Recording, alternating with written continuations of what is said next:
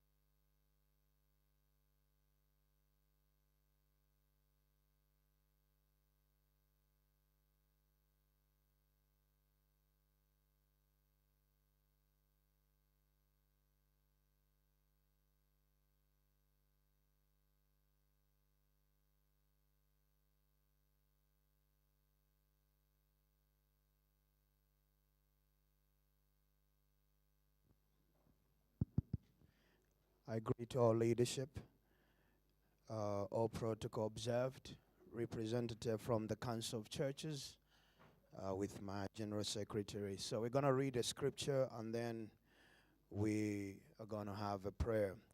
The scripture reading for today is taken from Deuteronomy chapter 16, verse 19. You must not distort justice. You must not show partiality, and you must not accept bribery. For bribery blinds the eyes of the wise man, and therefore causes them to lose their way. With that understanding, it's very imperative to understand as a nation that corruption can be fought first with a spiritual consciousness, and that is the fear of God. And when people don't have the spiritual consciousness and the fear of God, it's difficult to fight corruption. The second is important to understand that corruption has to be fought with a moral consciousness. And one of the values of the Anti-Corruption Commission is integrity. And integrity helps us to understand that your morality, when people see and people do not see, you need to uphold integrity. We need to uphold and honor the rule of law. And having ethical leadership, it's very imperative if we're going to fight corruption to have ethical leadership driven by ethics and values. And therefore, with corporate and teamwork together, driven by core ethics, we'll be able to build a better society and a better Namibian nation. Let us pray. Dear Heavenly Father, we give you all the glory, we give you all honor this morning. Father, as the leaders of the nation gathered here this morning, submitted under your will and under your leadership, we thank you, Father, for the wisdom you have bestowed upon each and every leader that is in this place to govern this nation in the ways of righteousness, in the ways of justice, to ensure that there is equality and fairness, and that all Namibians have the same treatment, receive benefits from the resources. We thank you, Father, that God, as we are getting close to elections, we also pray for your peace over the nation. We pray for unity, that we shall stand as one for the people, for integrity, and for building this great country. We acknowledge the effort of the Anti-Corruption Commission, that God, to fight corruption in order to bring development and prosperity to a nation. We pray that, God, you continue to give them courage. We pray that you continue to give them wisdom to stand for justice. Father, we give you all the praise. As we submit and commence this gathering today, we pray that you lead us by your Holy Spirit. You govern us and you lead us. In the name of the Father, and of the Son, and of the Holy Spirit. In Jesus' name we pray. Amen. Thank you.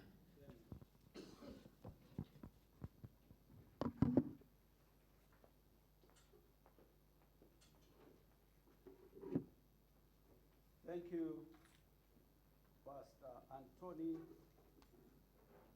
Kabwe, for very good prayer. Now, ladies and gentlemen, we are here for one thing. That is because of the National Anti-Corruption Strategy and Action Plan 2021-2025 that we have been implementing throughout the past 2 years. Now, the National Steering Committee wants to present to us the report that will indicate to us how did we successful or unsuccessful performed on the implementations of the strategy during the year under review. With that said, the strategy is implemented under the theme, nurturing synergy to promote an effective system of governance and transparency, ethics and accountability in all sectors of the Namibian society. With that said, ladies and gentlemen, allow me therefore to start the official proceedings. My name is still Vesnatangwe Shilongo. I will be the director of these proceedings.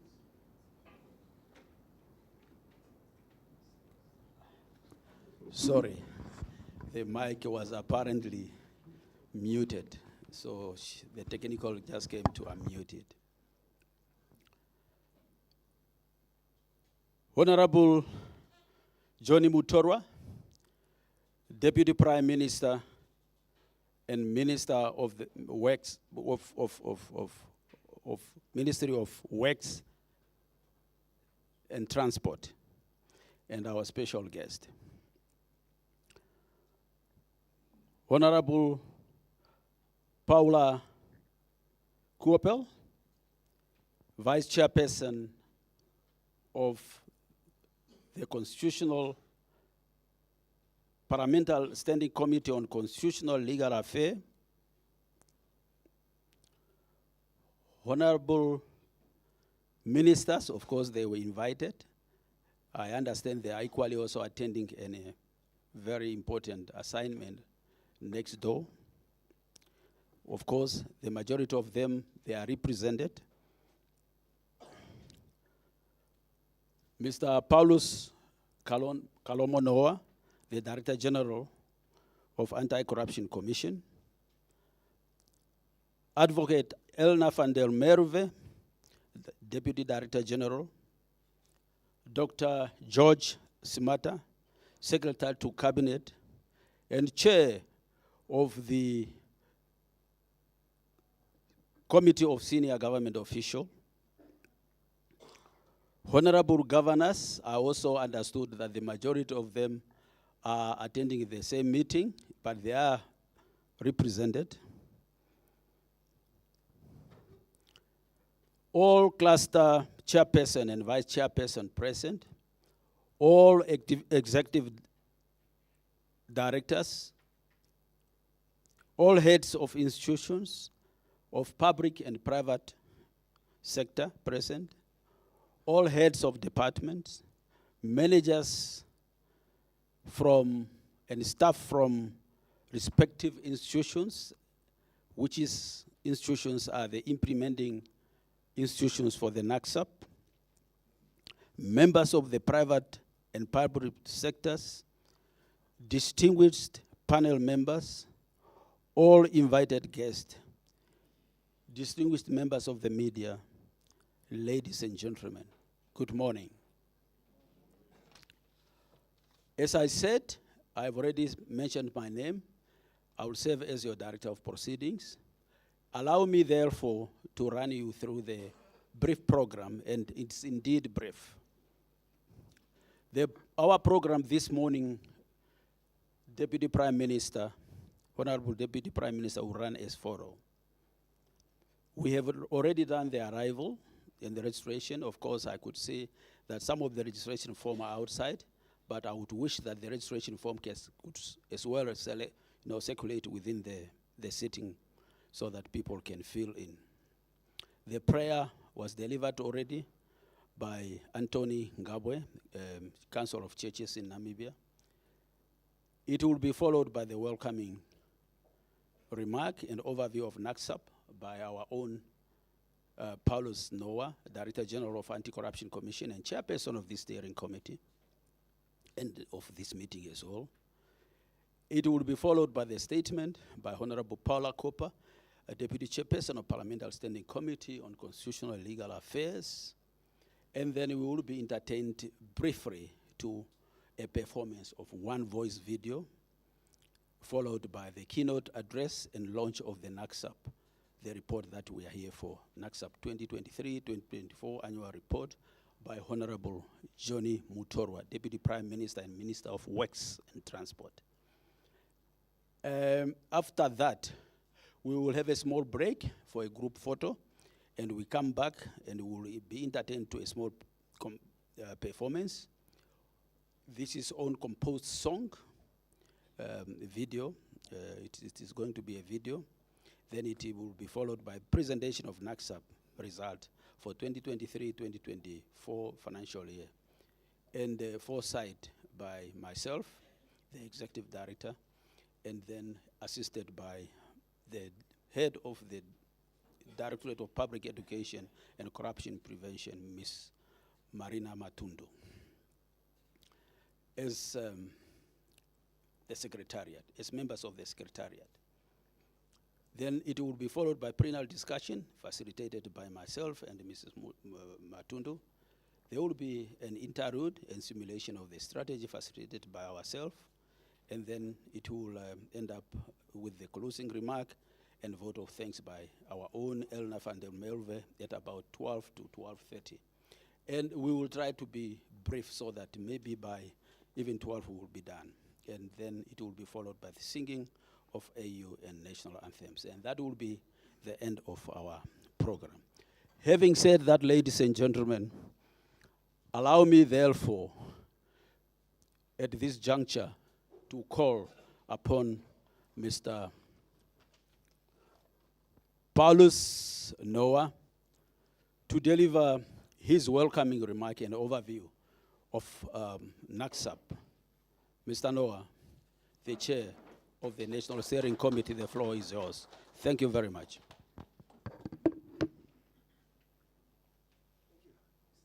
Stand for this thing. Is it how we are going to speak? Just like this.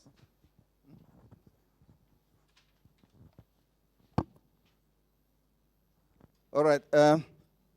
Thank you, Director of Proceedings.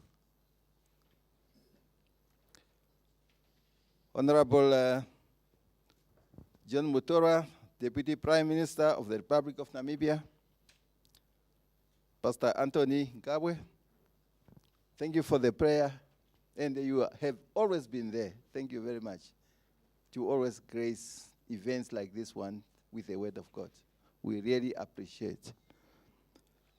Honorable Paulo Cooper, Deputy Chairperson of the Parliamentary Committee on Constitutional and Legal Affairs, Honorable Ministers and Deputy Ministers, though many, if not all of them, are not here because unfortunately the meeting coincided with another important meeting as well, which is being addressed by the Right Honorable Prime Minister at the same time.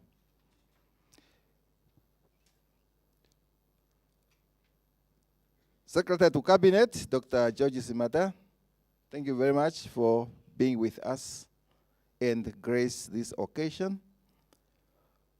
Honorable Governors from the 14 regions and Chairperson of the National Anti-Corruption Strategy and Action Plan, they were also invited. As we were sending invitation, the Office of the Prime Minister was also sending out the same invitation for them to attend. They are around here, but in another meeting.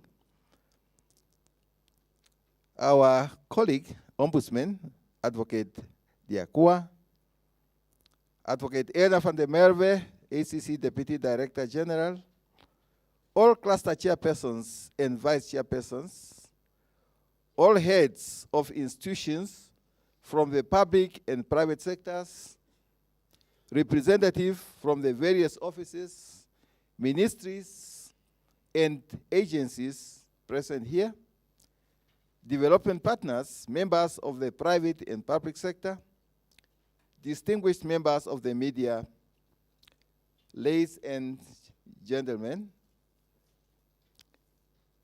it is really my distinct pleasure to welcome you all to the National Anti-Corruption Steering Committee meeting.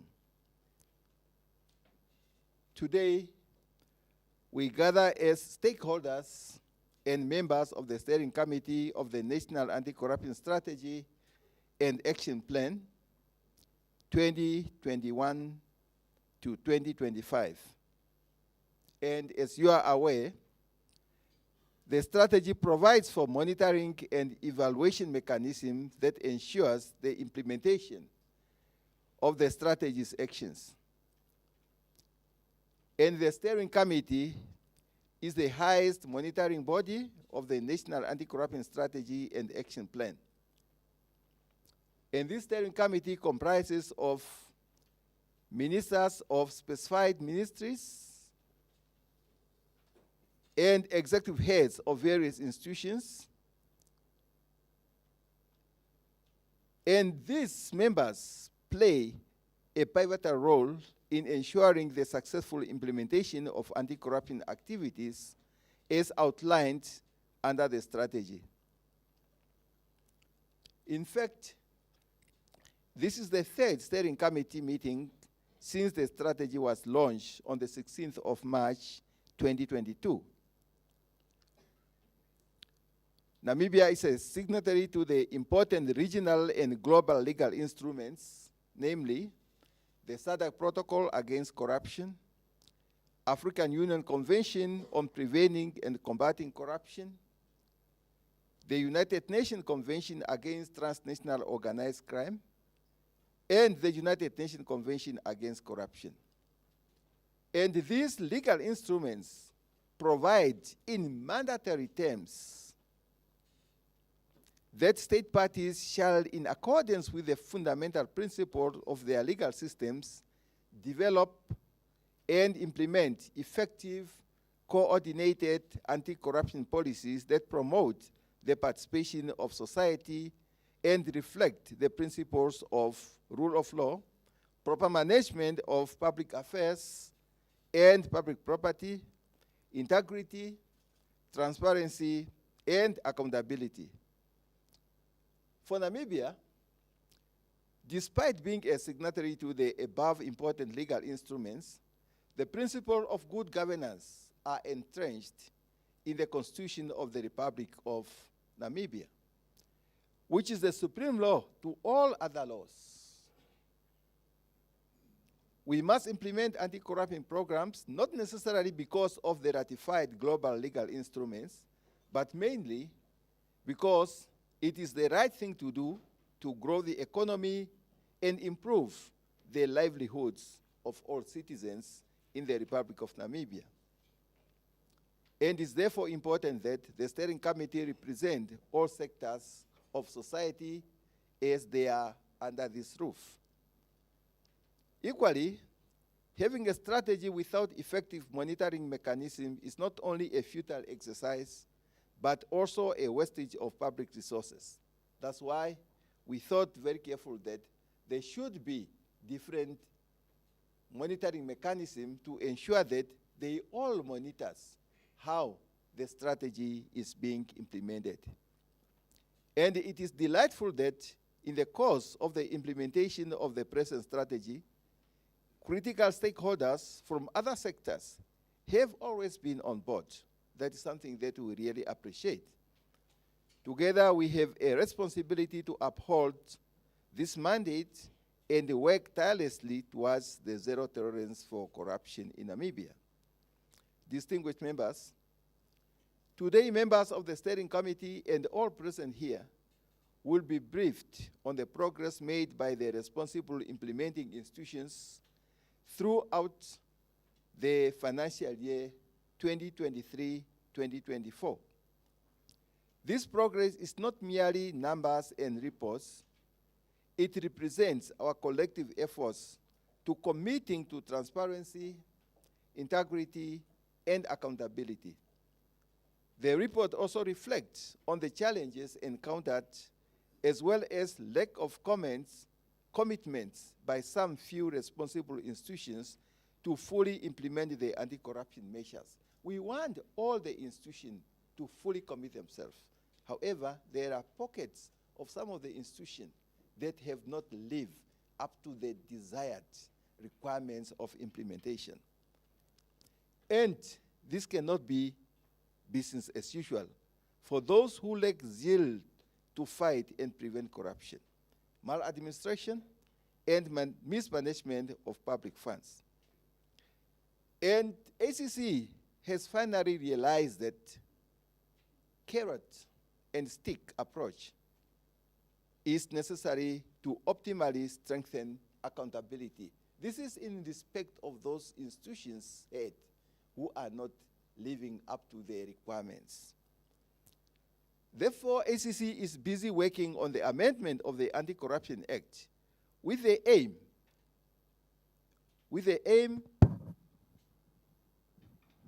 to ensure that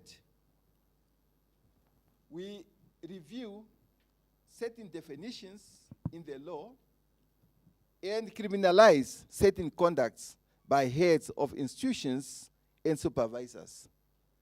This is borne by the fact that one of the functions of the Anti-Corruption Commission, and we do not want to fail on this function, is to prevent and take necessary and effective measures for the prevention of corruption, and this includes advising public bodies and private bodies on ways of preventing corrupt practices and on changes of practices, systems, and procedures compatible with the effective prevention of corruption.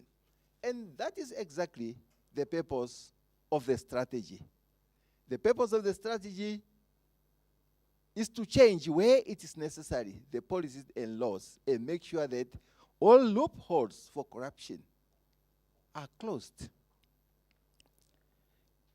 Following ACC's experience with some officials' lack of commitment to comply with the instruction or recommendation to policies and laws that are inconsistent with anti-corruption prevention, or those who ignore recommendations to internally charge offenders for negligence in financial management of public funds or administrative improper conducts, new provisions will be inserted in the law which literally provide that ACC may instruct a public body on practices and procedures that are necessary to prevent or eliminate the occurrences of corrupt practices, and the public body must, within a specified period from the receipt of the instruction from ACC, effect the necessary changes in its practices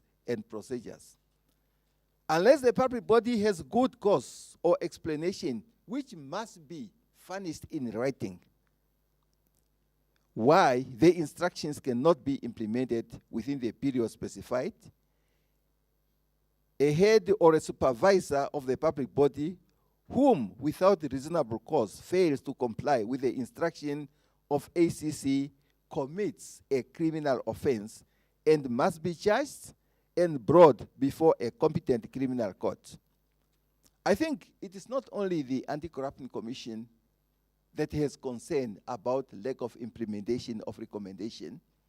The Ombudsman will agree with me that here and there recommendations are being made, and those responsible for implementing recommendations, they are just not heeded to those recommendations.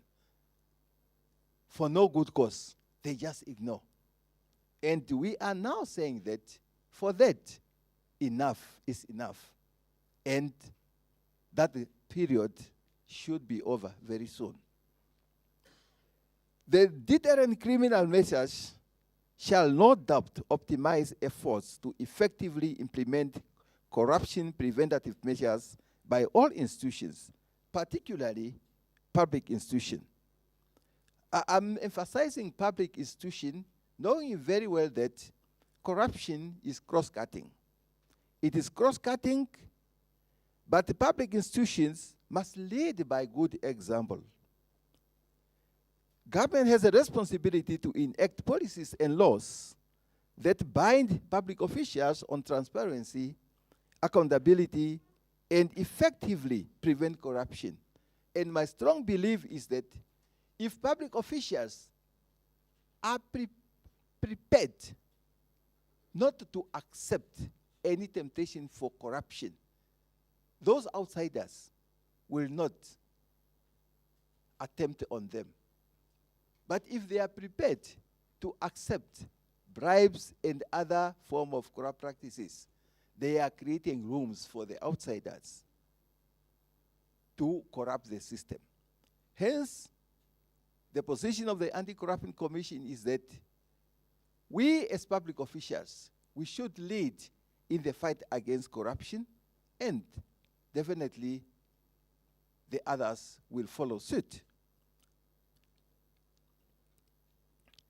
There are instances where ACC has conducted investigation, submitted copies of the findings with recommendations relevant to the relevant authorities, that culprits must be internally charged. But then you find that these institutions do not do anything. Some, it is some, I'm saying some because there are institutions that are doing pretty well, and they do not condone this type of corrupt practices as well. They make sure that those who are alleged to be involved are charged and answer to those allegations. There are also instances where Anti-Corruption Commission has conducted corruption risk assessments and submitted mitigation plans to be implemented by relevant authorities. But some of the institutions, they delay implementation of these mitigation plans. And this is the areas where we are saying that what is going to happen, the law will specify periods within which certain implementations need to be done. When the period is over, what follows is that we come with warrant of arrest, drag you to court, and face charges, criminal charges, for failure to comply with the instructions or recommendations. Because one who is a complicit with what is committing corruption is just equally as guilty as the one who has committed corruption. There should be no difference. This recommendation must be taken seriously by the heads of public institutions. You will agree with me, ladies and gentlemen, that corruption is very destructive to effective governance and service delivery. Corruption retards economic growth and prosperity. It creates a sense of mistrust, disunity, and it exacerbates poverty and social instability. Corruption must be confronted with serious measures of concerted actions. And we must all declare that enough is really enough. It should no longer be business as usual. I think we have lost money through mismanagement quite enough. A lot of funds that have not been accounted for in one way or another. And this cannot be repeated again. We want all the oversight institutions to be on top of their responsibilities, particularly parliamentary oversight bodies. They need to be empowered and given more power to take actions. I've always been following the Parliamentary Committee on Public Accounts and the Auditor General, sometimes, summoning the accounting officers and inviting the media to come and parade them there, greeting them with questions, asking them why there was a over-expenditure of the budget. And the accounting officer giving whatever explanation he or she may give, and that's the end. After that, you don't follow or hear what were the consequences of such a over-expenditure, or what happened to the money that has not been explained for certain expenditure. Come next year, the same process is being repeated, as if they are in this theatrical drama of performing the same thing.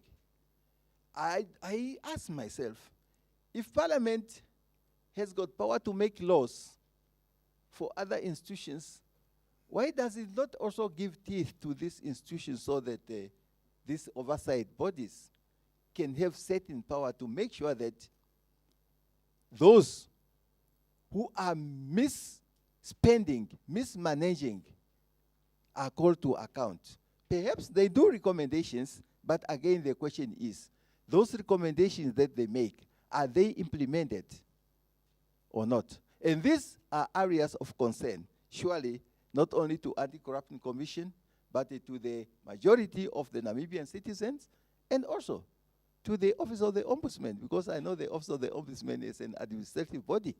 It's concerned about this because I sometimes read reports of certain recommendations and concern about non-implementation of certain recommendations. And these are things that we really want to be addressed. As I'm concluding, I'm now pleased to announce that the Anti-Corruption Commission, as the coordinating institution for the National Anti-Corruption Strategy, has compiled the National Anti-Corruption Strategy and Action Plan annual report for this financial year, 2023-2024. The report is an accountability document as we commit to transparency in the implementation of the strategy. And this report provides information on what has been achieved by the implementing institutions and what has not been fully implemented. This meeting creates a platform to discuss the way forward with the objective to maximize on the implementation of the outstanding actions as we conclude the final phase of this strategy before a new strategy for the next 5 years is developed to direct Namibia to a further journey of prosperity. This strategy, which brought us here, ends in 2025. That is next year. And after next year, another strategy needs to be developed for another 5 years, because we have to move forward with a strategy, because this is a map that directs us to Namibia's destiny in terms of good governance. We cannot do without a national strategy on fighting corruption. I'm therefore pleased that Honorable John Mutorwa, Deputy Prime Minister of the Republic of Namibia, finds time from his busy schedule to grace this meeting, particularly the launch of the report. Indeed, his presence here underscores the importance of our mission and the commitment at the highest level of government to continuously make Namibia a role model on good governance. We are already on that trajectory as a nation, and we want to increase the momentum on that and leave no room for corruption to penetrate. So let us seize the opportunity availed to us to examine, discuss how we must increase on our momentum and ensure that there is no loopholes or room for corruption in all systems of service delivery. And I'm sure together we can make a big difference. That I am sure.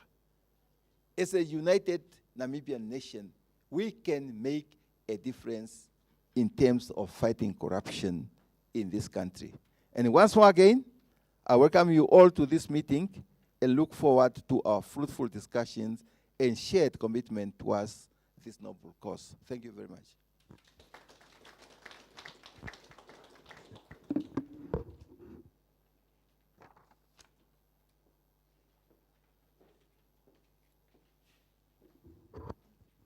Thank you very much, Mr. Paulus Kalomonoa, for the welcoming remark and for an overview presentations on how we fared on Nacsap. Now, having said that, I will not amplify on what the Director General and Chair of this steering committee have said. Of course, importantly, he spoke about the alignment of national strategy to international, continental, and regional anti-corruption mechanisms. I think that is in order.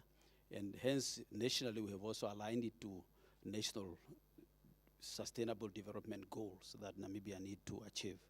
That is in terms of peace, justice, and strong institutions that we need to build. I think having said that, ladies and gentlemen, can we give Mr. Noah a round of applause? Thank you very much. Next is, you know, ACC is Anti-Corruption Commission, ECN, Ombudsman is oversighted by the Standing Committee, Parliamentary Standing Committee on Constitutional and Legal Affairs. We don't know what our chiefs have in mind. Maybe they will sub-book us. So now, next, we are going to hear the statement by Honorable Paula Cooper, Deputy Chairperson of the Parliamentary Standing Committee on Constitutional and Legal Affairs. May we please, as she stands up to moving to the podium, give her a round of applause so that we listen to our boss statement. Now, the challenge here is that the host could not provide the standing mic. So it is this one. I don't know now how are we going to manage it. Thank you very much. Thank you very much, Director of Ceremonies, Mr. Tulvas Shilonko, our able Executive Director of the Anti-Corruption Commission, Honorable Deputy Prime Minister and Minister of Works and Transport, Honorable John Mutorwa, all invited guests, ladies and gentlemen. Allow me to stand on the protocol as already established. Good morning. Good morning. Thank you. I'm honored to address you on behalf of the chairperson of the Parliamentary Standing Committee on Constitutional and Legal Affairs, and I'm here to emphasize the importance of our commitment to eradicate corruption in Namibia.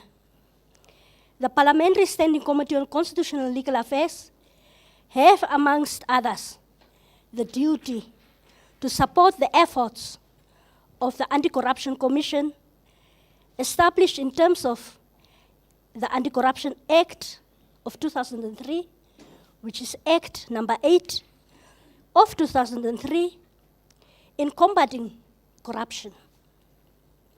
Therefore, the Standing Committee is one of the implementing and monitoring bodies of the National Anti-Corruption Strategy and Action Plan.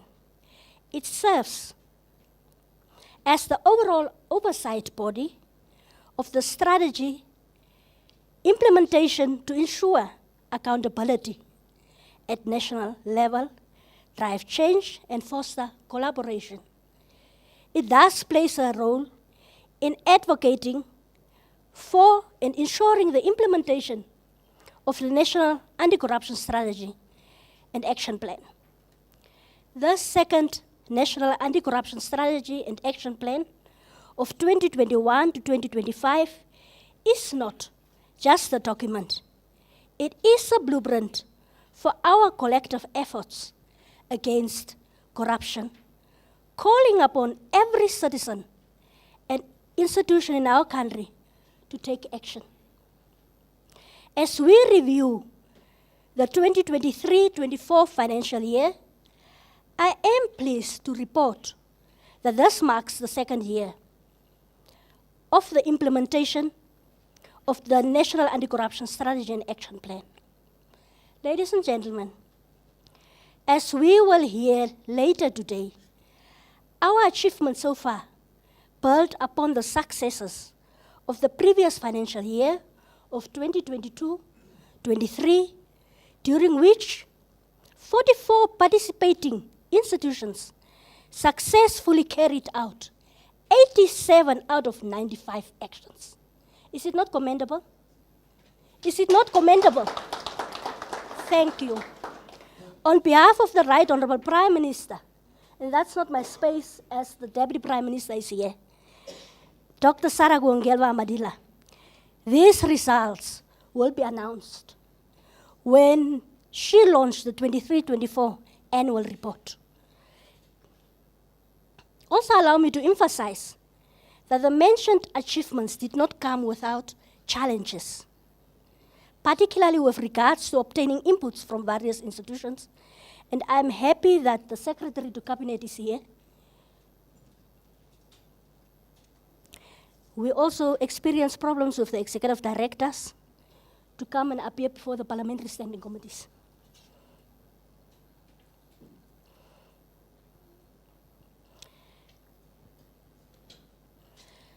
The Secretariat at the Anti-Corruption Commission often face delays due to the lack of timely contributions by the implementing institutions. Therefore, it is crucial to recognize the need for a dedicated secretariat. This demanding role is currently executed by anti-corruption staff members. We must, however, ensure that the members of the secretariat are adequately supported and resourced to enable them to do justice to this grave responsibility. Ladies and gentlemen, Honorable TPM, despite these challenges, we must also recognize the positive aspects of our progress. The monitoring bodies, especially the cluster meetings, have provided valuable platforms for sharing information, discussing action taken, and addressing challenges. Through these collaborative efforts, we have fostered a spirit of unity and shared purpose in our fight against corruption. Today's steering committee meeting is a testament to the essence of our strategy and our commitment to seeing through to fruition. Therefore, urge each one of us to take ownership of this strategy moving forward. It is not merely the duty of a selected few, but a collective responsibility that falls upon us all. If we do not stand united and actively engage in this fight, we will continue to suffer from the corrosive effects of corruption that plague our nation. Let us lead the way as agents of change, stewards of integrity, and advocates for accountability. Together, we can forge a Namibia that is free from corruption and one that flourishes on openness and trust. I thank you.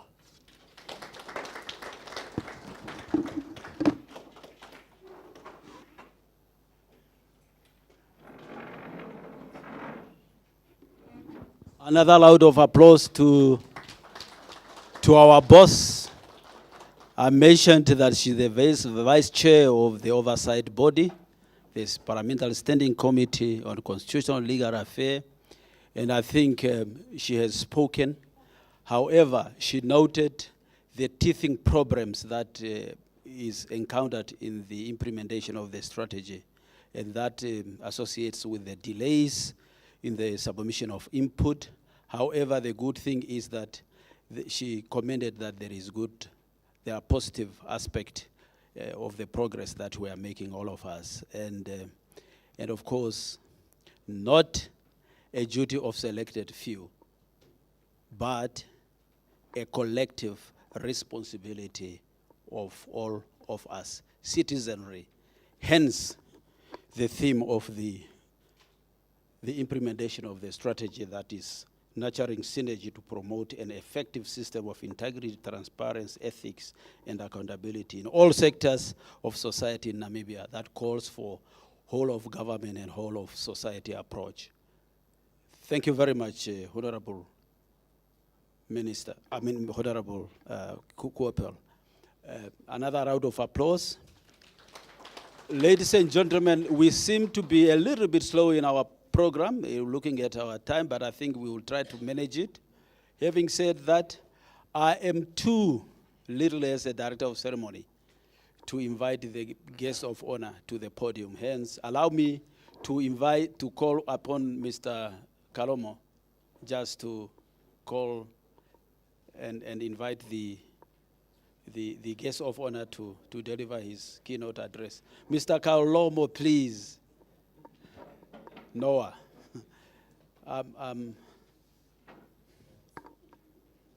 Yes, please. All right. No, thank you very much for the opportunity, though I was not expecting it, because I know my Deputy Prime Minister is not a man of too much protocol issues. All right. Okay. All right. However, what I want to say before I call the Honorable Deputy Prime Minister is just to appreciate deeply, and thank him deeply since he took over the Ministry of Works and Transport. We have not been receiving complaints after complaints about this and this and this from that ministry. Some of the complaints that we have been receiving before him were not necessarily corruption complaints, but concerned about public assets. I'm saying public asset because some call it government asset, but those are your asset and my asset. Before him, broken cars scattered all over. You go to any region, to any station, you find these vehicles that are broken and they are thrown in the sun. But when he took over, he came up with some measures that ensure that either these vehicles are repaired or they are sold on auctions. And that is one thing that I really have to commend the Honorable Deputy Prime Minister in his capacity as a Minister of Works and Transport. The other things are corruption complaints that have been emanating from that ministry. But since he took over, he made sure that the management team of the ministry is on top of the ministry, to a point that we even went to his office to submit the mitigation plan report on the corruption risk assessment that was carried out by the Anti-Corruption Commission. And he was personally there, not just his management team. He was personally there to ensure that it has been presented, and they gave a directive that those mitigation plans must be implemented. Thank you. Thank you very much, Honorable Deputy Prime Minister, for all those efforts. And really, you have relieved us from a lot of unnecessary investigation. Some of the investigations are just administrative issues that need not really Anti-Corruption Commission to come in. But these days, they are no longer coming to us. Now, I will be calling the Honorable Deputy Prime Minister, but before that, I understand that I'm told that there will be a performance wherever it will. Soon after the performance, Honorable Deputy Prime Minister, you can come and take up the podium. Thank you.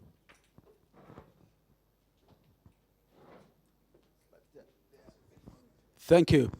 That performance is a depiction of a senior secondary school choir competition, and Bambo, the secondary school in Kavango, was the winner. So they are the ones that are performing.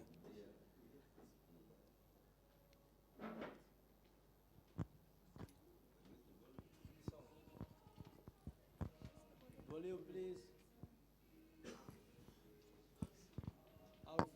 Out from Bambo, senior secondary school, Kavango. Huh? The sound. IT people, the sound is not good.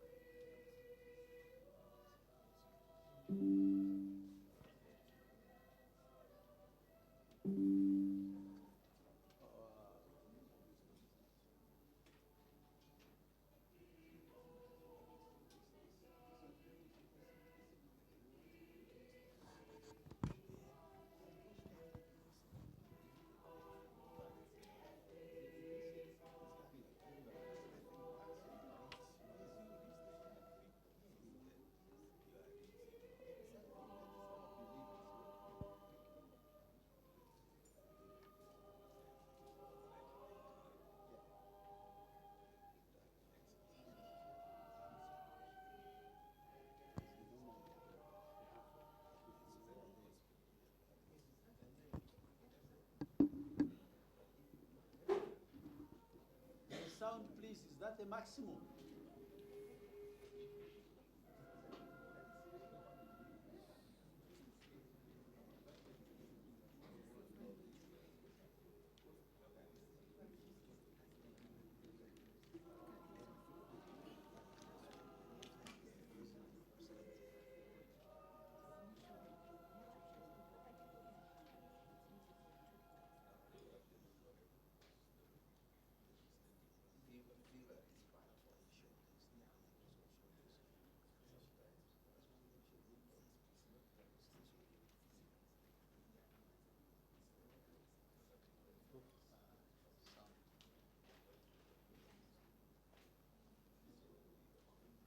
Engineers, are you failing with the sound? Technology. When you were singing in the morning, it was just okay. Now what happened? No, that is internal. Okay, let me just call the Deputy Prime Minister to please come and give his keynote. Deputy Prime Minister, please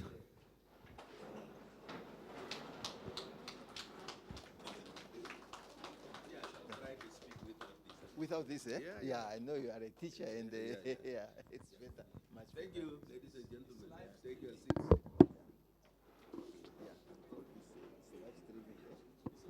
That's why you need it.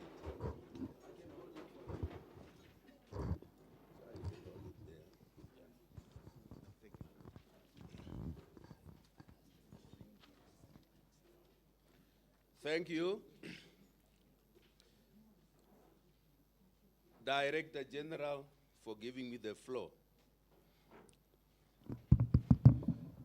The Honorable Paula Cooper,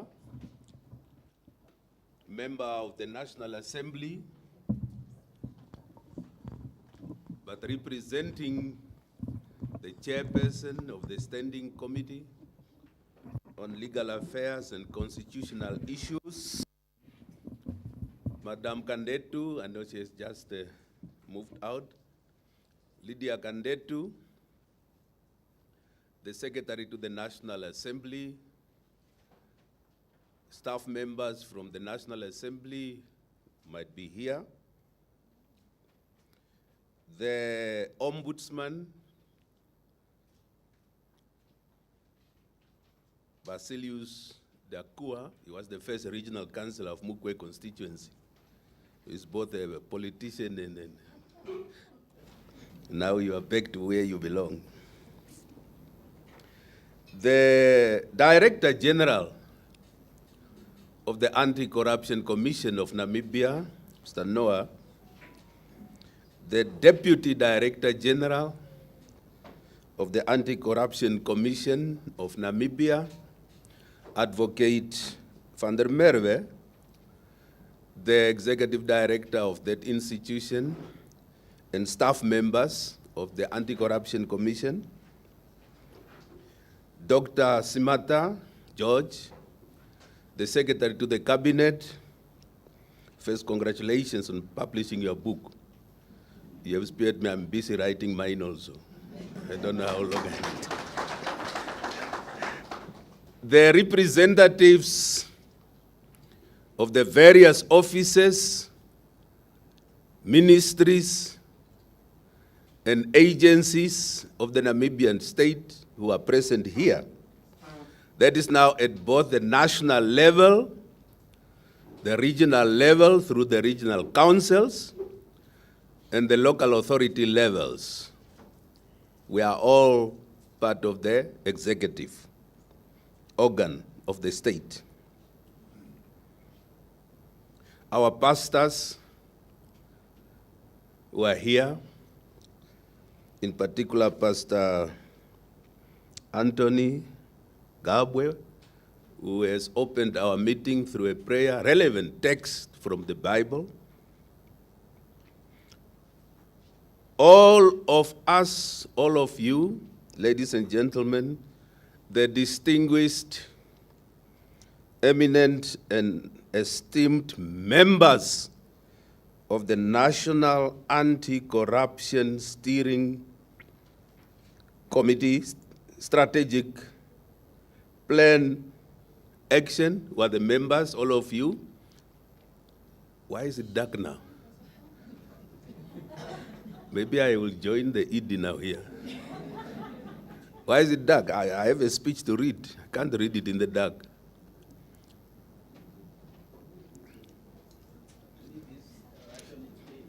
Now the composition of this eminent body,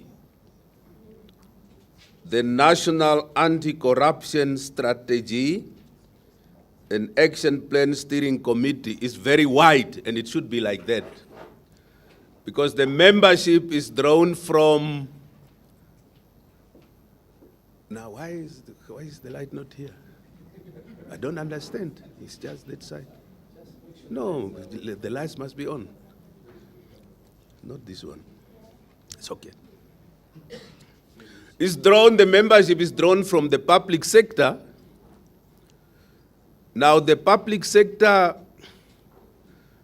is represented by the three organs of the state. Those who work in the executive, in the legislature, and in the judiciary, We are all public servants.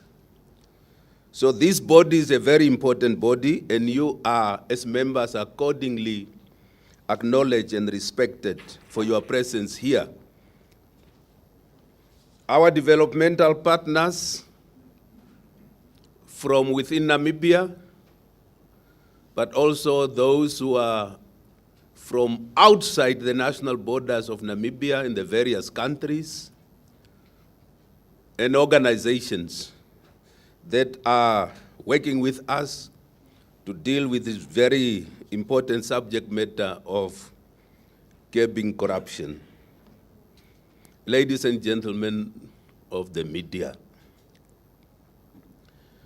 the Right Honorable Prime Minister,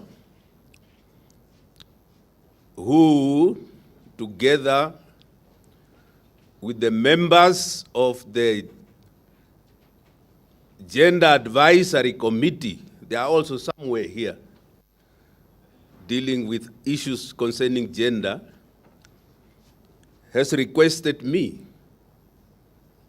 as the Deputy Prime Minister, to deliver her statement, not personal statement, but the statement of the Right Honorable Prime Minister of the Republic of Namibia, which is actually the policy statement of the government, the executive arm of the state, concerning the topic that brought us here.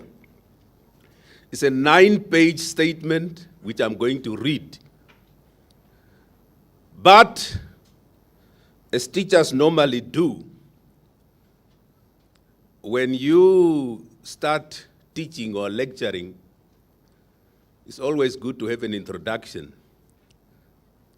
So I'm going to have also to provide some context to what I'm going to read, because the statement carries the content.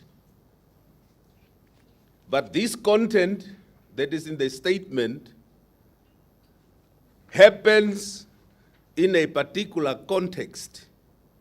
Now, context means the environment in which something is happening, the conditions, and therefore it's always important to have a context before you come to appreciate the content. Now, this context is mine, but the context will not contradict, the context will not contradict the content here, which I will read verbatim. So, what is now the context? First, let us understand the definitions of some simple words. If you look at your program, anti, corruption. Okay, first, national is obvious. Anti, corruption, strategy. I'll just concentrate on that. Simple terms, but sometimes simple terms are differently understood. Anti, very simple. Anti means against. If you say, I'm anti this, I'm against this. So anti-corruption means we are against corruption. Steer, you are members of the steering committee. What does steer means? As a verb,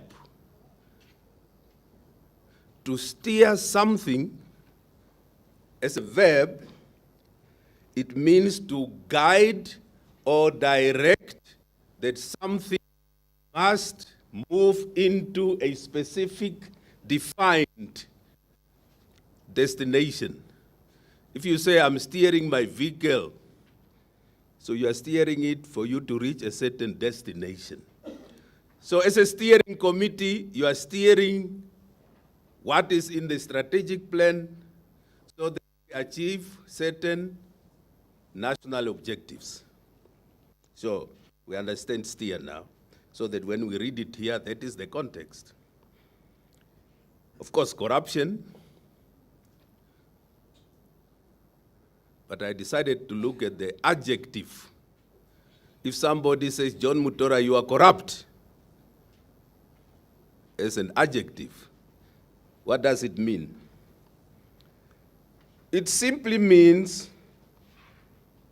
that this man called John Mutora is willing.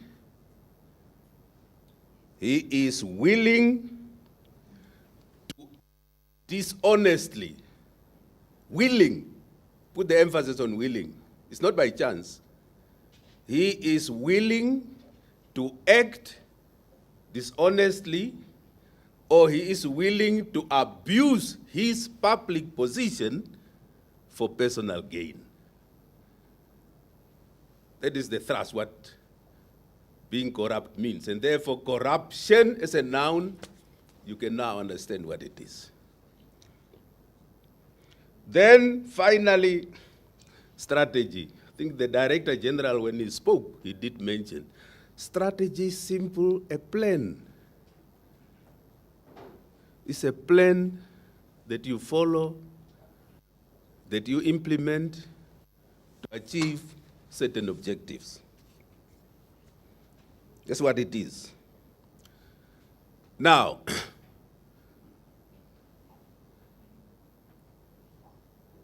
these things that we are doing happen in particular environment. Let's look at, I'm not going to preach like the pastor here, but I think,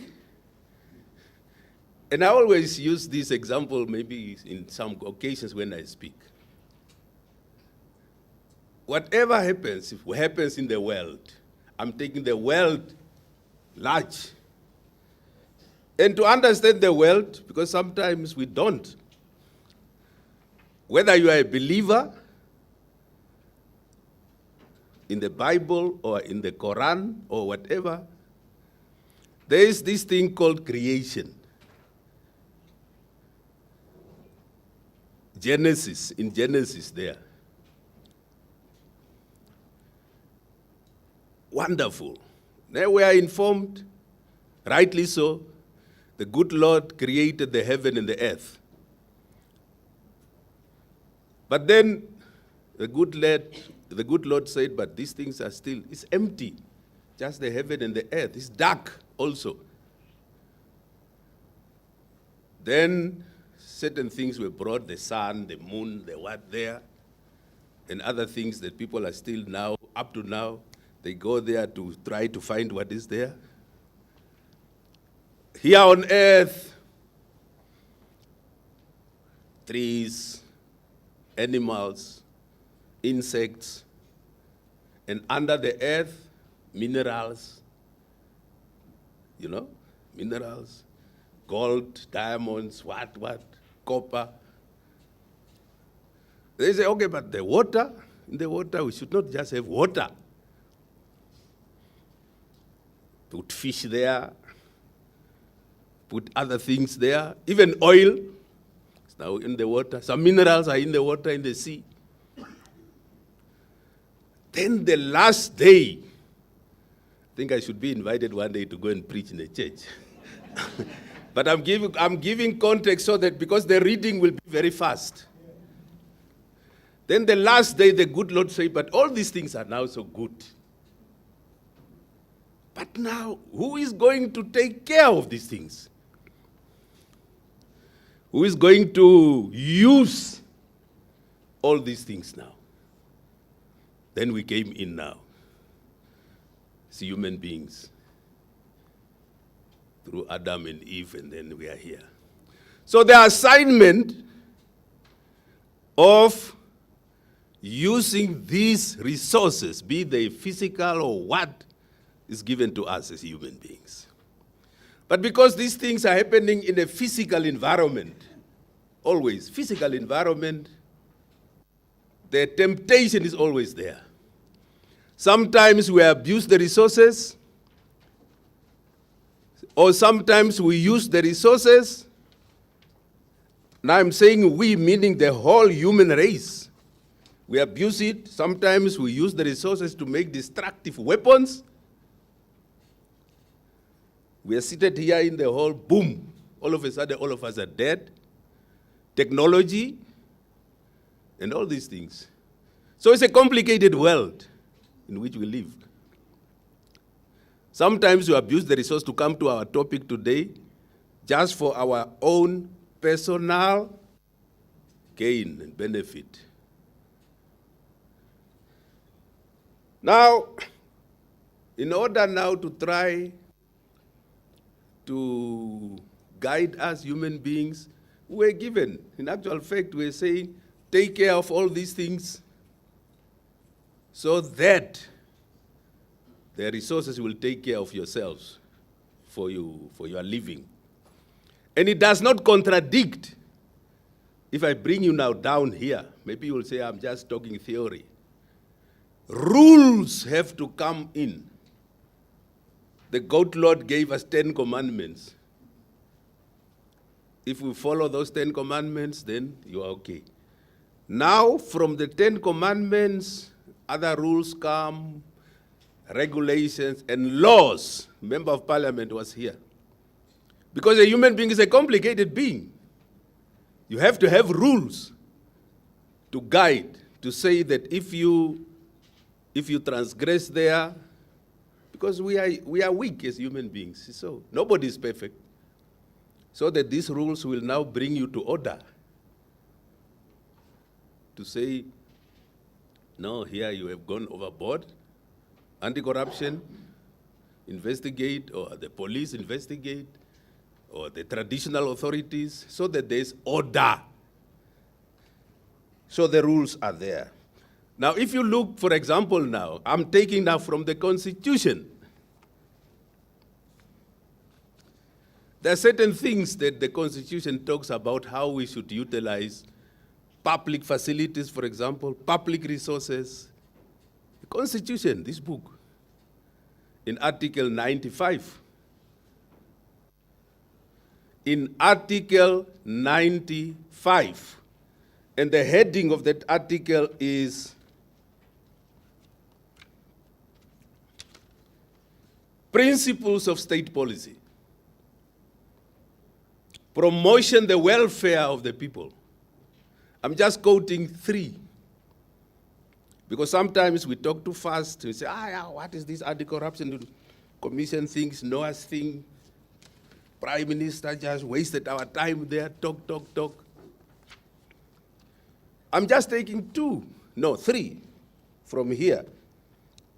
Article 95. You can make your notes and go and read whether I'm misrepresenting it. I'm not. The state shall actively promote and maintain, state, not government, the state, obviously the state through its government. The state shall actively promote and maintain the welfare of the people by adopting inter alia policies aimed at, now I'm looking at number E, aimed at ensuring that every citizen has a right, I also add now there, a right and obligation to fair and reasonable access to public facilities and services.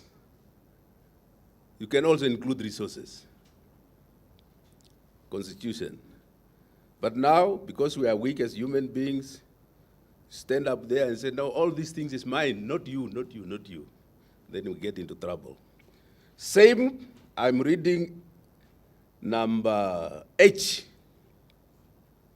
State shall ensure that a legal system is in place seeking to promote justice on the basis of equal opportunity by providing now free legal aid, so it goes. And then very important, lastly now, that is now L. Again, all these are context. Number L says the state shall proactively promote and maintain the welfare of the people by adopting inter alia. Now come number L of 95, Article 95L. Maintenance of ecosystems. essential ecological processes and biological diversity of Namibia and utilization of natural resources on a sustainable basis. Now, the message here is that these resources are there, maintained, we have to maintain them, we have to preserve them, also for the future generation. But at the same time, we must use them sustainably. When you look at some of the comments nowadays, the emphasis is only put on preservation and maintenance, which is okay. But utilization is also important, because that's what the Lord tells us in Genesis there. All these resources, use it, but use it responsibly and sustainably, so that it can sustain you as the current generation, but also the future generation must be sustained from the same resources. Now, the world is full of danger now.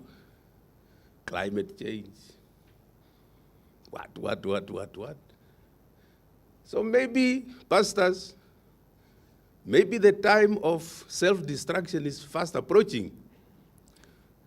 In the Bible, I say when people wanted to be near God, they built there the Tower of Babel, because they wanted to reach God. But then God said, no, you belong down there. What he did was just create a confusion so that they don't understand each other. So that is the context in which we now is going to read this statement, so that it is understood in a broader context. And when, maybe lastly also, the context, Article 94. Because there are always a lot of criticisms against what they are doing, the anti-corruption people. Well, it's fine. Criticism is okay.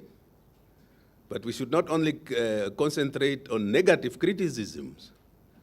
We should do it on constructive criticisms.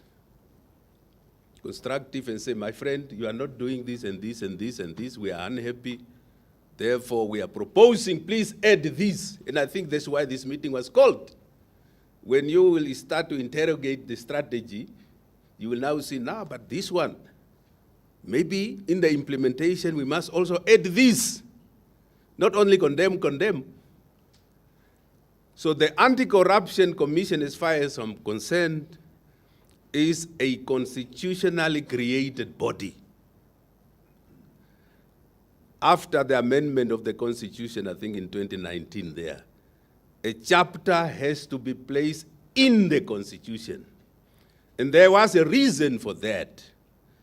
Because prior to that, the general feeling was that this Anti-Corruption Commission is just a creation of the government of the day. Like a ministry, office, agency.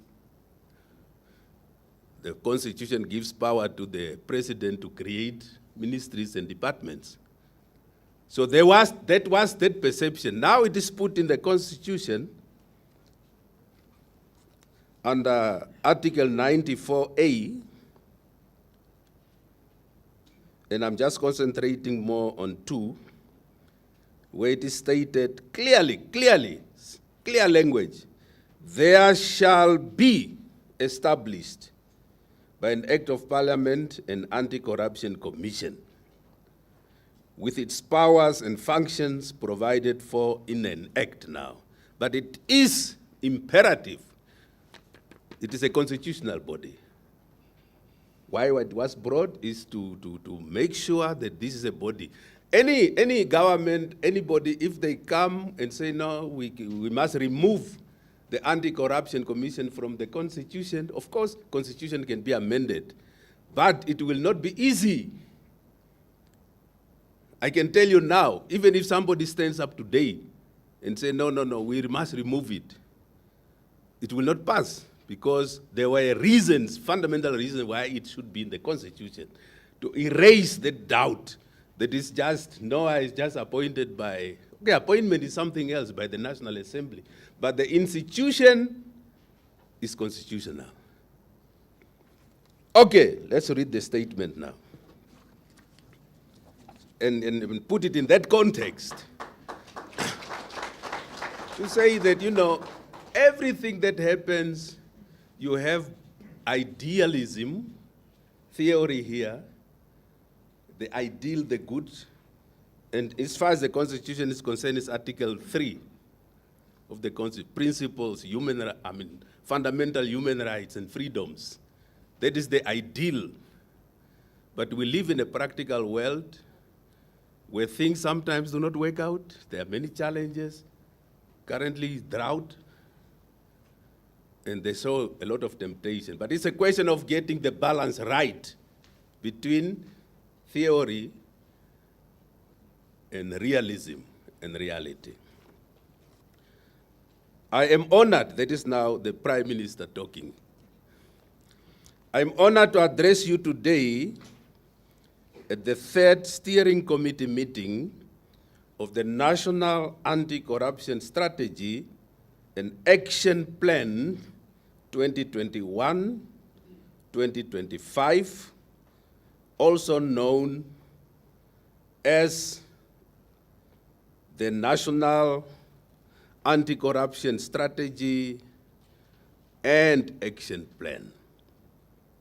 The steering committee is responsible for overseeing the successful implementation of the National Anti-Corruption Strategy. Since gaining independence in 1990, the Namibian government has made significant strides in strengthening measures to combat corruption and promote effective governance. This progress has been achieved through the improvement of processes, systems, and institutions. And this is to the credit of our late president, in particular, Dr. Hage Geingob, a man who really believed in, and rightly so, put your processes in place, put your systems in place, and institutions. Why? Because human beings, we come and go. But if the institutions are right processes, anybody can come in and we move forward.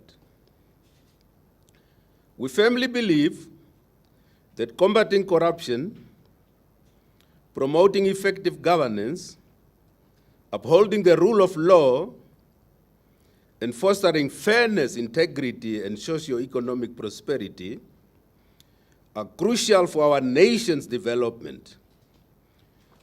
And these principles form the foundation of the National Anti-Corruption Strategy and Action Plan 2021-2025. And we are fully dedicated to working towards achieving these objectives. Looking back, the first National Anti-Corruption Strategy that was implemented from 2016 to 2019 laid a strong foundation for our current efforts. 6 strategic objectives guided 75 actions, carried out by 22 implementing institutions across civil society, the private sector, and public sectors. And an impressive 93% of these actions have been successfully implemented. To your credit, give yourself a round of applause. As a member state, Namibia has aligned its policies and activities with Article 5 of the United Nations Convention Against Corruption to create an environment where corruption is no place. That is the ideal place, as I said earlier on, in terms of rules and regulations that we have in place. There we can say, but practice is another thing. Reality is another thing. To further advance our commitment Namibia took a vital and bold step forward in 2021 by developing our country's second national anti-corruption strategy and action plan for 2021 to 2025. This is the one that brought us here, DG? Yeah. Now, this initiative signifies our collective determination. And when words are used like this, our collective determination, it's not only government us sitting there. Yes, we formulate policies, but our policies are first informed by everybody. And therefore, when we talk about collective efforts, it's national. It's the whole nation.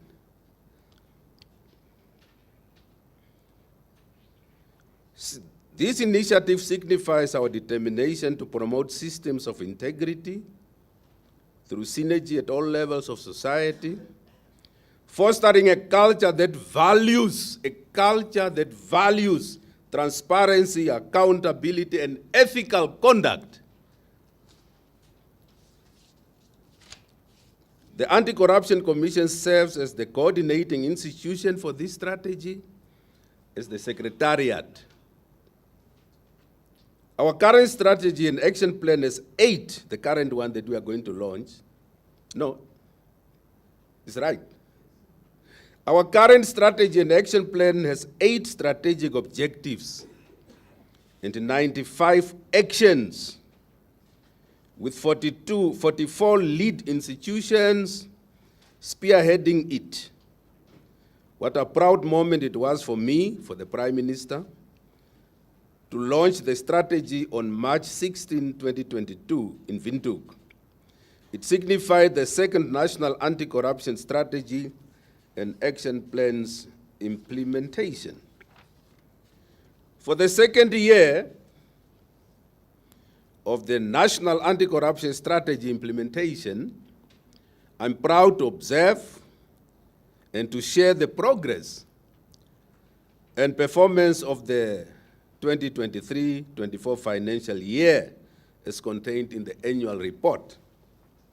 Several platforms monitor the progress of the implementation of the National Anti-Corruption Strategy, ladies and gentlemen, as part of its coordination.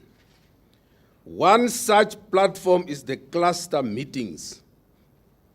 Now, me reading this statement, I don't know at what level is the cluster meetings.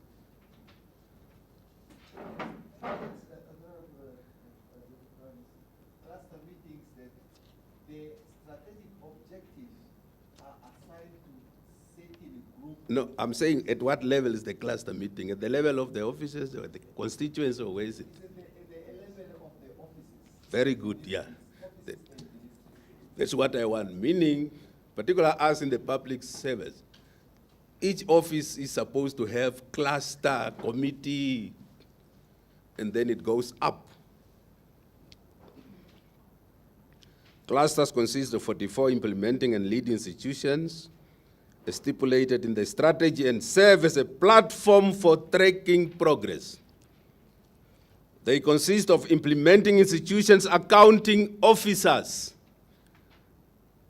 Of course, many of the executive directors, we're not going to blame them, the chief is here, but they are also part of the meeting on the agenda, together with ministers, as it was explained, and Prime Minister is chairing it here. But they have their representatives here. And their accompanying technical staff from WEX, for example, I see my colleague there, stand up. That man is our man, working together with others at the cluster level. And I suppose all other ministries have got their people here too. In addition, a steering committee meeting was also held in October 2023, where the annual report for the 2022-23 financial year was endorsed. Today, we're endorsing the 2023-24 financial year's annual report. You will come to that to deliberate on it. The National Anti-Corruption Strategy comprises 8 strategic objectives, which guide 95 actions and involve 44 lead institutions.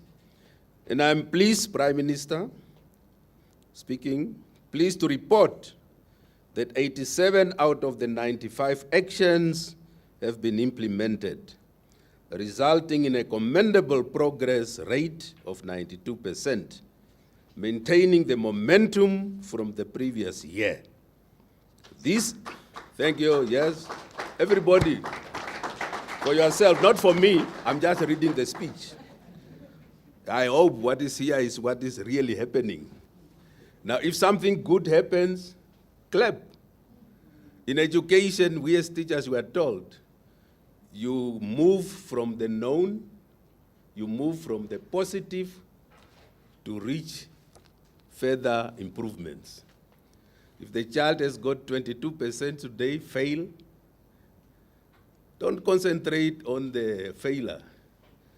Even if they were 5% good, that's what you should use to improve. But nowadays we say everything is condemned and then no progress. Back to our speech. However, it is important to note that these numbers, that's what I've just said, that these numbers should not be considered in isolation. They represent concerted efforts of various stakeholders dedicated to fostering integrity and accountability in our nation. While we celebrate these accomplishments, we must also acknowledge that our work is not complete. It's ongoing. It's not complete. The full implementation of the National Anti-Corruption Strategy has a transformative impact that goes beyond mere statistics and numbers. It closes the loopholes that facilitate corruption, promotes transparency, and improves the public's perception of service delivery in both public and private sectors. The perception that because I went yesterday to so-and-so's office and I was not well treated, and therefore that person that I found there called John Mutora, he did not treat me well. Conclusions, the whole of the ministry is wrong. That perception, of course, you cannot blame the person who is going to say so unless you can prove otherwise. To say that, no, everybody, let's see what we are doing. And then I will be punished because I exhibited unprofessional conduct maybe in my office there as a public servant, as a civil servant. And that brought the perception that the whole government is bad. But you cannot blame those that are complaining. You should rather go and check, my friend, why did you do this? This thing was meant to be for the benefit of everybody. Now you did this. Of course, the law will come and punish that person. And then we move forward. But if it persists, that, in institutions so and what, they don't do things professionally, no accountability, no transparency, no professionalism. If it persists, it becomes the truth. And the truth devastates. There's a general perception that, all the money is just stolen and so on. So we have to pay attention to the details and say, in this ministry, it is so and so and so and so and so and so. Law punish you because you've transgressed the law. Go in and serve your punishment, and then you are rehabilitated later. Because even our correctional services institutions are not only punitive. You go, you serve your sentence, and there's a rehabilitation part. After you have served your sentence, you are rehabilitated, you come back into the society as a useful citizen to take the responsibilities forward. Almost in conclusion, there is an urgent need for improved action, progress and engagement to ensure tangible impact. Therefore, we need to reflect. You need to reflect when you start to discuss and ask ourselves questions such as, do the results that are mentioned here, 93%, what percent, do the results and progress impact positively on the stakeholders that we serve? Because it is good to say we have implemented 93% of what we wanted to achieve. But you have to quantify it. You have to say this 93% that we have implemented, the positive results thereof can be seen concretely in constituency so-and-so, in the region so-and-so, in office so-and-so. A percentage alone is nothing. It has to be, again, as I said in the context, your ideal, your theory must reflect the practical reality. That's what this question now that the Prime Minister is asking here, which I support, is actually saying. How can we ensure that we remain steadfast in the fight against corruption? Those are questions that need to be looked at, and many others also relevant. There are so many brains here who will ask the questions, see the achievements, don't just celebrate because 95% in the book here, or 80%. You have to link it to the practical positive impact of what you have achieved.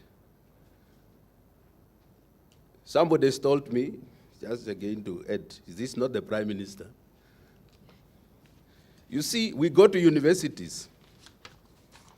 When I was at university, one of the professors, when we were trained as teachers, you know, the didactics, methodology of teaching.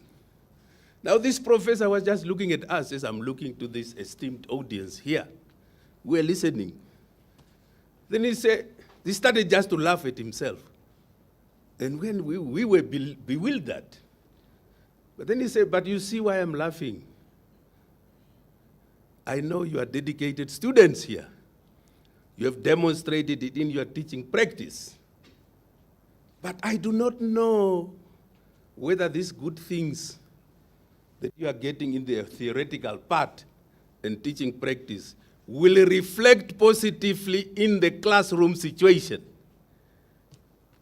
When you are going to stand in front, as I'm standing in front of you now, you are going to stand in front of the students or children. Some of them small, some of them young. Maybe we are preparing educated fools, he said. But it's true, because the theory, you can score 95% distinction. Then you come and hang your degree here. But the degree is supposed to reflect what you are capable of doing in the practical reality. It's like driving a car. Your license must prove that theoretically you have achieved this license because you can drive. But if you have the license, but your driving is just always careless, causing accidents, what is the value of that license? You're not going to say, police, I have my license here. Yes, you have the license, theoretical to show that you can drive. But practically you are useless because you do not abide by the rules. You don't abide by the rules. That is what we are talking about here. When we deal with this very complicated subject matter of corruption, you know, it is very subjective, but it is depriving many people of their livelihoods. we should also take into consideration all these kind of things. I therefore lastly urge Prime Minister, all stakeholders to take ownership of this strategy, a plan, as our success depends on collaboration and transparency, hard work, coordination, cooperation, and sometimes when you do this, you compromise. See, when you cooperate, you communicate, you discuss, you argue, all the various aspects are on the table, then you are in a position to say, yes, we have differed on this and this, but at least this is the compromise that we must put in place to implement, that how it should be.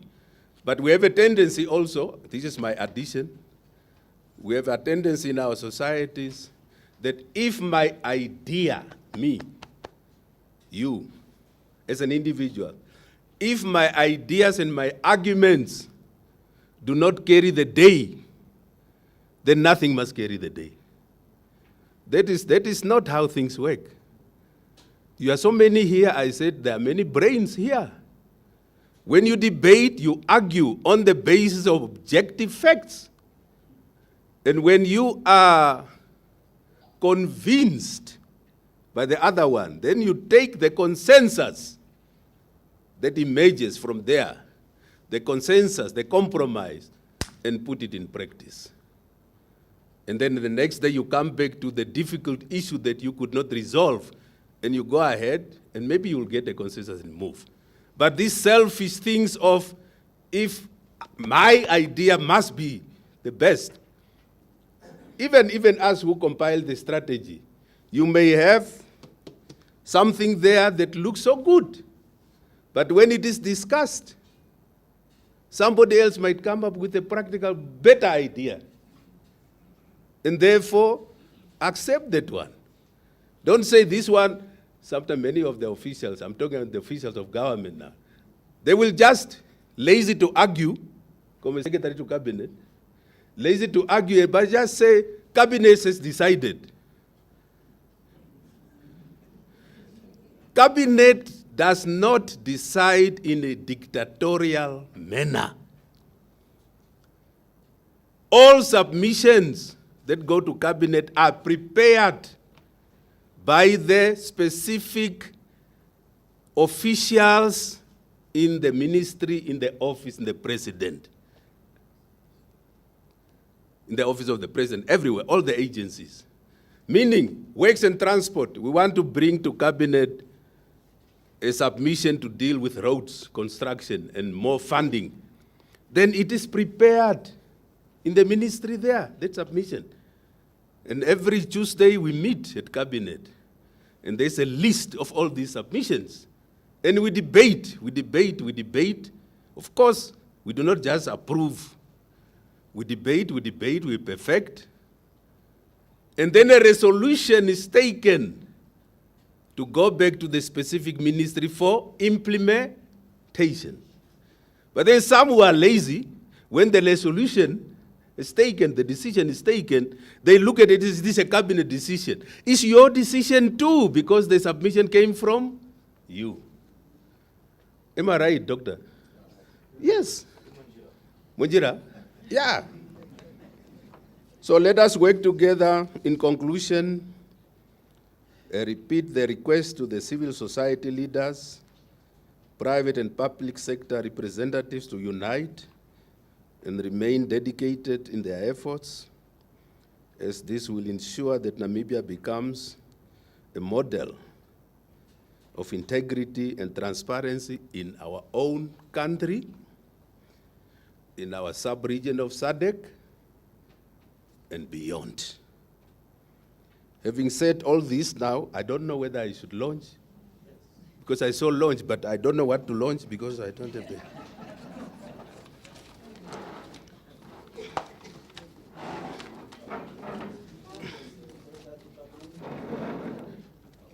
So, this one is for the card first. Oh, I see. And then we'll show it. We cut and then. Oh, at the front.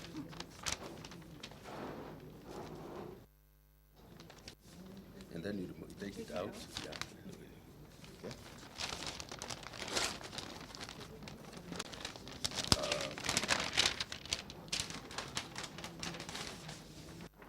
It's a bigger, just a bigger picture for That one first. This one. Yeah. this one. Ladies and gentlemen, in the presence of the Director General of the Anti-Corruption Commission, the Secretary to the Cabinet, my colleague, Honorable Cooper, Member of the National Assembly, Advocate van der Merwe, Deputy Director General of the Anti-Corruption Commission. Oh, they've moved already. It is now my honor and duty on behalf of the Prime Minister of our Republic to officially launch the National Anti-Corruption Strategy Annual Report 2023-24 financial year. I so declare. These are the laws. And for those who think that, it was just one piece of paper that was launched, the actual report is here. This one was just a bigger thing for the media to capture. But the actual book, which will be availed to you if it was not already availed, that you will discuss, the members of the committee, this is the report. Thank you.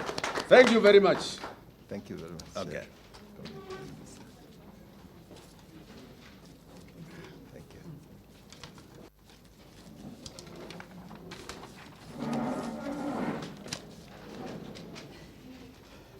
Thank you. Thank you.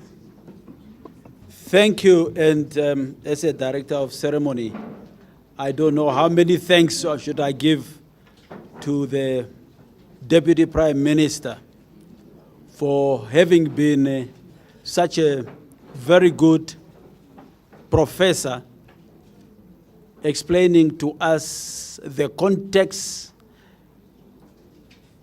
the definition, the simple definitions of the context of things and the content of things. Thank you very much. Now, without further ado, because of our time, I would not want to waste any time. Next in our program is the group photo, and we are going to go in the following order. And I want to believe that our public relation officers and those that are prepared to go and take this photo are ready. Piero, you should actually usher us to there. So my request that the head table,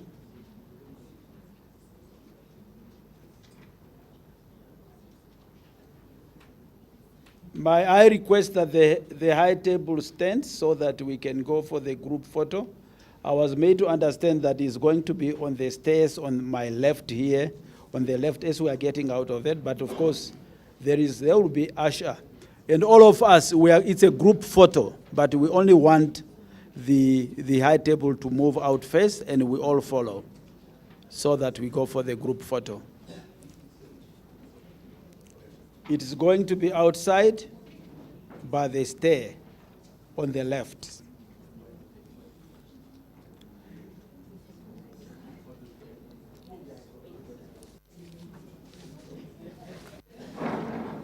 Maybe first we allow the first photo for the most seniors, and then we all join them.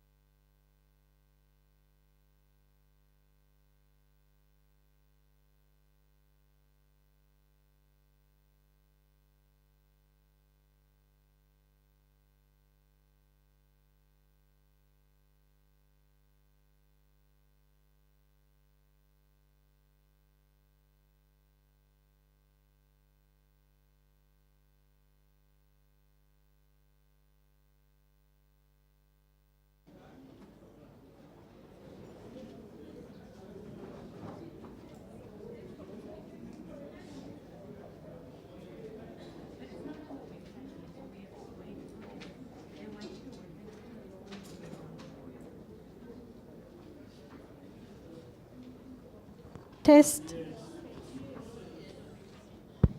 The other one is not working.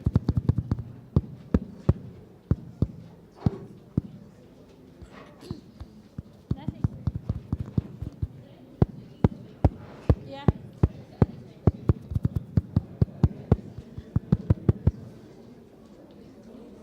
What is it doing? Yeah, just.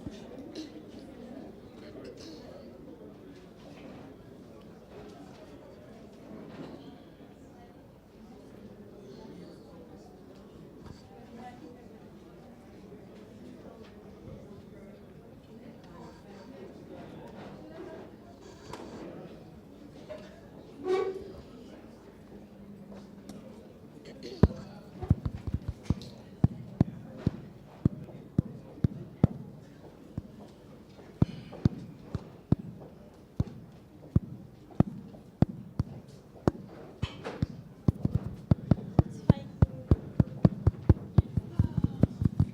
Yeah. Okay, it's good. Test, test, test, test.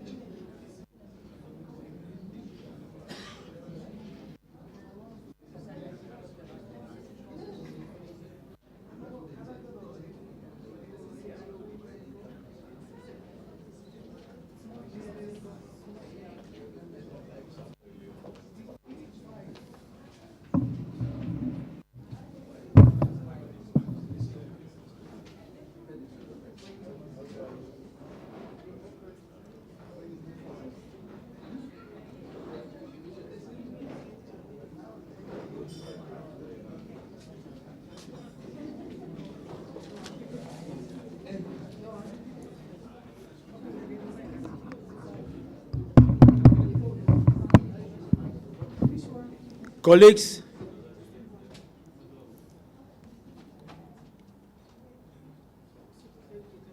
Honorable Deputy Prime Minister, MP, and Minister of Transport, Works and Transport, Honorable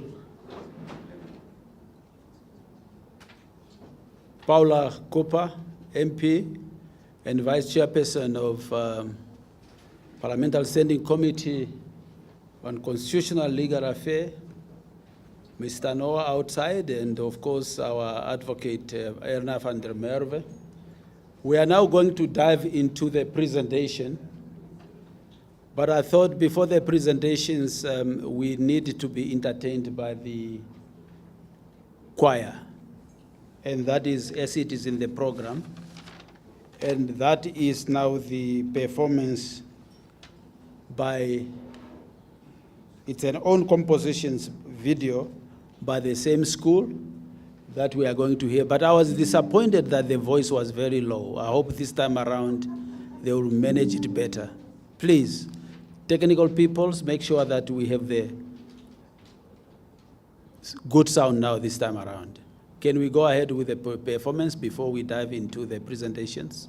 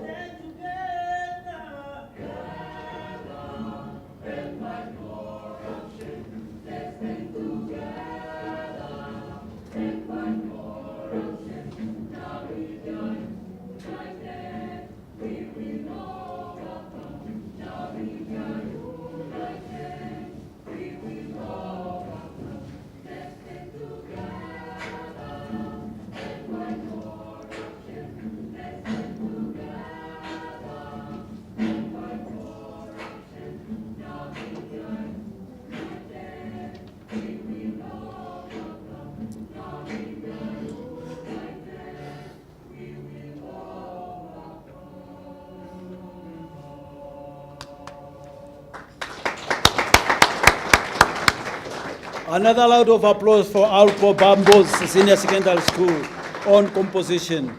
And you can imagine, as it was said, it's a collective responsibility.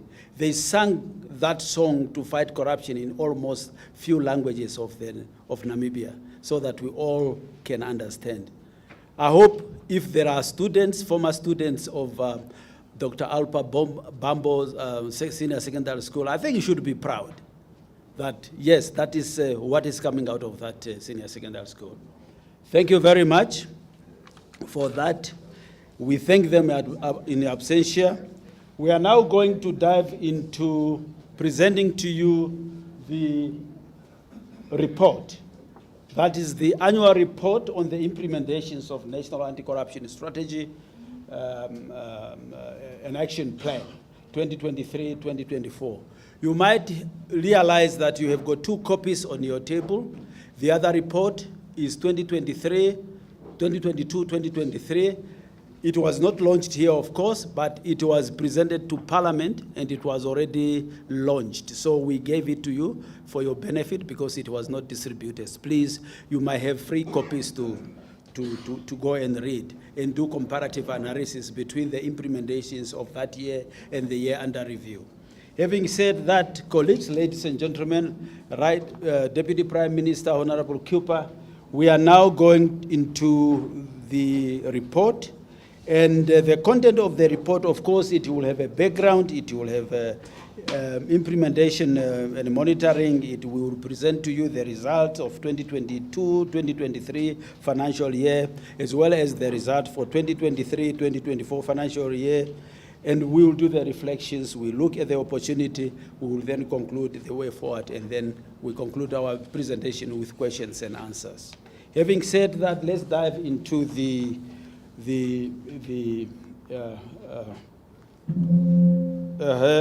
now this technology. Somebody must come and assist me. Sorry for that. That's the content. We will give you the background, and we will give you how the implementation and the monitoring was carried out in the 2 past financial years, that is 2022, 2023, 2024 financial year, and then we will reflect and we will dive into the opportunity, we will give you your conclusions, and then we will conclude with the question and answers. Background. Well, Namibia became signatory to the United Nations Convention Against Corruption, that is the UNCAC, in 2003, and ratified the same convention in 2004. Namibia has also developed the National Anti-Corruption Strategy and Action Plan, developed in accordance with Article 5 of the United Nations Convention Against Corruption. Now, the speakers were talking about the alignments of these higher level statements, both at the international level, that's the UN level, and the SADC. And you can see that also our own higher level statement, the desired vision. Now, SDG 16 talks about peace, justice, and strong institutions, which promotes the sustainable development of and also effective governance, as it was alluded to here. Now, we tried the strategy aligned to national government strategic priority, such as Vision 2030. Section 3.9 talks about enabling environment, and well as Section 3.9.4 talks about good governance, transparency, accountability, well as Section 6.7 talked about democratic governance. And these are the issues that we were hearing when the Right Honorable Prime Minister, in her speech read by the DPM, was saying. We have the National Development Plan as well. That's where the Nacsap is aligned to, effective governance and service delivery, because the purpose is inclusive. So for inclusive society is for the society to see that, of course, you have effective service delivery, because all what they want is the service. And then it's also linked to Harambee Prosperity Plan 2, Section 5.2, accountability, transparency, and strengthen anti-corruption measure. by educating public and private entity on measures to prevent and report corruption. I would say in the nutshell, as the DPM was lecturing us here in terms of the context and the content, and I think the colleagues from Public Education and Corruption Prevention would agree with me, I was having a feeling that I think one day we must go and really, ask him to say that, please, DPM, could you come and just present one lecture to a particular gathering so that people can do, because what he was doing here is public education and corruption prevention, presentations, raising awareness, and he did it so well. Thank you very much, DPM, for that. Maybe one day our DG, who is the chairperson of the National Steering Committee, will allow us, just in your busy schedule, to come and talk to our people, especially the Public and Education and Corruption Prevention Officer, just to give them that you have just mentioned. It's very powerful. Thank you. About Nacsap, it was already alluded in many speeches that was read here, that the first strategy was implemented between 2016 and 2019, and was also evaluated. The evaluation was conducted in 2020-2021 financial year. And that evaluation then is the result of the Nacsap that we are implementing for these 3 years. Those findings and lessons learned and the recommendation of the evaluation were used to inform the formulations of the very strategy that we are dissecting. And we have heard today how did we fare. But I think what the DPM said, Honorable DPM said, is that we need to assess the impact of the strategy. We are not just okay to say that we performed well, obtained 92 or 95, but what are the impacts there on the ground? I think that is what is important. The assessment, we want to assure you that the impact assessment will be conducted as well. The second National Anti-Corruption Strategy and Action Plan 2021-2022, approved by Cabinet, as it was already alluded to, on 9 December 2021, by decision 2022/09.12/21/009. That was the Cabinet decision. Now, the mission of the strategy is to promote systems of integrity and accountability and transparency in all sectors of our societies. And this is indicative of why we have got everybody here, representative. We would agree with me that we should have representatives or SME compete, representatives of civil society organization, plus 264. I see Mr.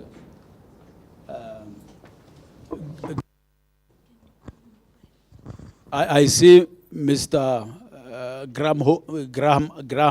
That name is very difficult for me to. I always struggle to pronounce it. I see faith-based organization like the player, the members of the Council of Churches. I see the unions. I see all members from the, government ministries and agencies as implementing institutions. The purpose is to promote system of integrity and accountability and transparency in all sectors of our society. It was also alluded to that this strategy has got 8 strategic objectives. Strategic objective 1 is increasing the level of political accountability and transparency, where political parties are expected to account, and by submitting their financial report to account to what they get from physics. And that is in terms of the Electoral Act. There is that responsibility. The strategic objective 2 is preventing corruption in government offices, ministries and agencies, public enterprises, regional council, local and traditional authority. This is to mainstream anti-corruption measures implementations of anti-corruption measures in all entities of our society. That is the reason. And this is why we are actually looking at, and all of us were implementers, and we are going to dissect how we fared in terms of those deliverables. Strategic objective 3, strengthening efforts to data corruptions in all sectors of our society, in OMAS, on all areas. Strategic objective 4, conducting extensive anti-corruption educations. I must say here, this is why you hear the Office of the Prime Minister, in coordination with Anti-Corruption Commission, conduct ethics and integrity training. And other public anti-corruption awareness interventions, raising awareness for the people to be aware about the danger and evils of corruption. Strategic objective 5, preventing corruption in private sector. We have this SME compete here. We have got the Chamber of Commerce and Industry. I see the representative there. That's the reasons. They're representing that in the workshop, and they deal with this thing to discuss them so that they put up measures. I should be hasty to say that, of course, in strengthening that objective, strategic objective, preventing corruption in the private sector, ACC have thus far also come up with a draft national ethics and anti-corruption policy framework, which will soon be coming your way for your input as well. So this document is 95 done, and that will lead into the amendment of the Act, like it was said by the Director General in his welcoming remark. Strategic objective number 6, engaging civil society, non-governmental organization, and the media in combating corruption. It's very, very important, civil society, because they are partners in the fight against corruption, let alone also non-governmental organization. They are very, very important stakeholder. The media, in terms of investigative journalism, they are here, they are our partners. They make sure that they also give us platform to make sure that we air our concern about corruption in the air, in all the platform, to make sure that, of course, the message for all of us to be part of the fight is made clear, and it has gone across the spectrum. Strategic objective number 7 is preventing corruption and promoting accountability in sport fraternity. We engage in the collaboration of the sport fraternity to come and also make sure that they fight corruption in that arena. So you could see that there has been a lot of problems in the sport fraternity. The last strategic objective,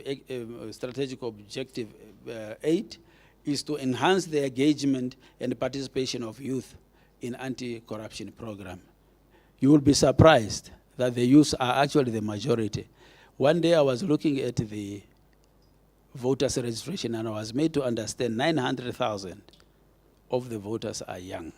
And that's the target. We are all, very few. So, which means that the youth are very important, and you could see even the choir that was performed and that we were observing from Dr. Alpombambo Senior Secondary School. It was an engagement with the student, because we want to plant the seed, the anti-corruption seed, in the people in the young people, because we know that they are the leaders, the future leaders of our society. Therefore, that strategic objective is very, very important. I think, ladies and gentlemen, I thought in the nutshell I was only going to, we are 2 in making this presentation. I will then give the floor to my colleague, Marina Matundu, who dive into the implementations and the monitoring, so that we hear how did we fare when we implemented the strategy, and what, because this is a monitoring mechanism. The National Steering Committee is a monitoring mechanism. They are actually saying what is that we have actually done? So, Ms. Matundu, please, the floor is yours. Thank you. Thank you very much. Thank you, Director of Ceremonies. We'll really stand on the protocol already observed as we go further with our presentation. As it was already introduced, my name is Marina Matundu, and I'm going to take you through the second half of the presentation. It's not going to take too long, so don't be bored and tired. We are looking at the implementation and the monitoring because this is what should be taken into consideration, how we are doing it. The strategy, as it was already alluded to, has got 95 actions that are informed by 8 strategic objectives, and also it is led by or implemented by 44 leading institutions, along with co-leading institutions. And then the strategy is also being monitored by 4 bodies or structures. The picture here displayed is just in a nutshell the monitoring process, how the strategy is being put together, especially the annual plan. It is worth noting that the monitoring process entails the collection of data, information to be validated by different stakeholders like the cluster members at various scheduled meetings. The implementing institutions are also, of course, included in the validation, remember, because the information comes from them. And as the Secretariat, we have to ensure that this information that is being captured is the right information according to the activities that were aligned to the different institutions. ACC Senior Management as a coordinating agency, of course, it approves the information before it is really put together to become a whole report like the one which was launched here by the Deputy Prime Minister. Now we are looking at the results for the year 2022-2023 of the strategy, which is an annual report. It is now, we know that it was also stated earlier on by the previous presenter that this strategy or the annual report was tabled in the Parliament in 2024 in August, because the work that we are doing should speak to the lawmakers, so they'll have to make sure that also they get the report for us to be accorded that kind of an opportunity to be seen as we are doing the work or really we are on the right track. All right, the year 2022 in April marked the first year of the implementation of the strategy in April. And as we have already indicated earlier on, the strategy has got 95 actions. 87% of the 95 actions were successfully implemented in the year 2022-2023. So we accounted for 87% of the 95 actions. I think that was really a good job. If we don't applaud it, I don't know who will do it. But 18 actions were not implemented.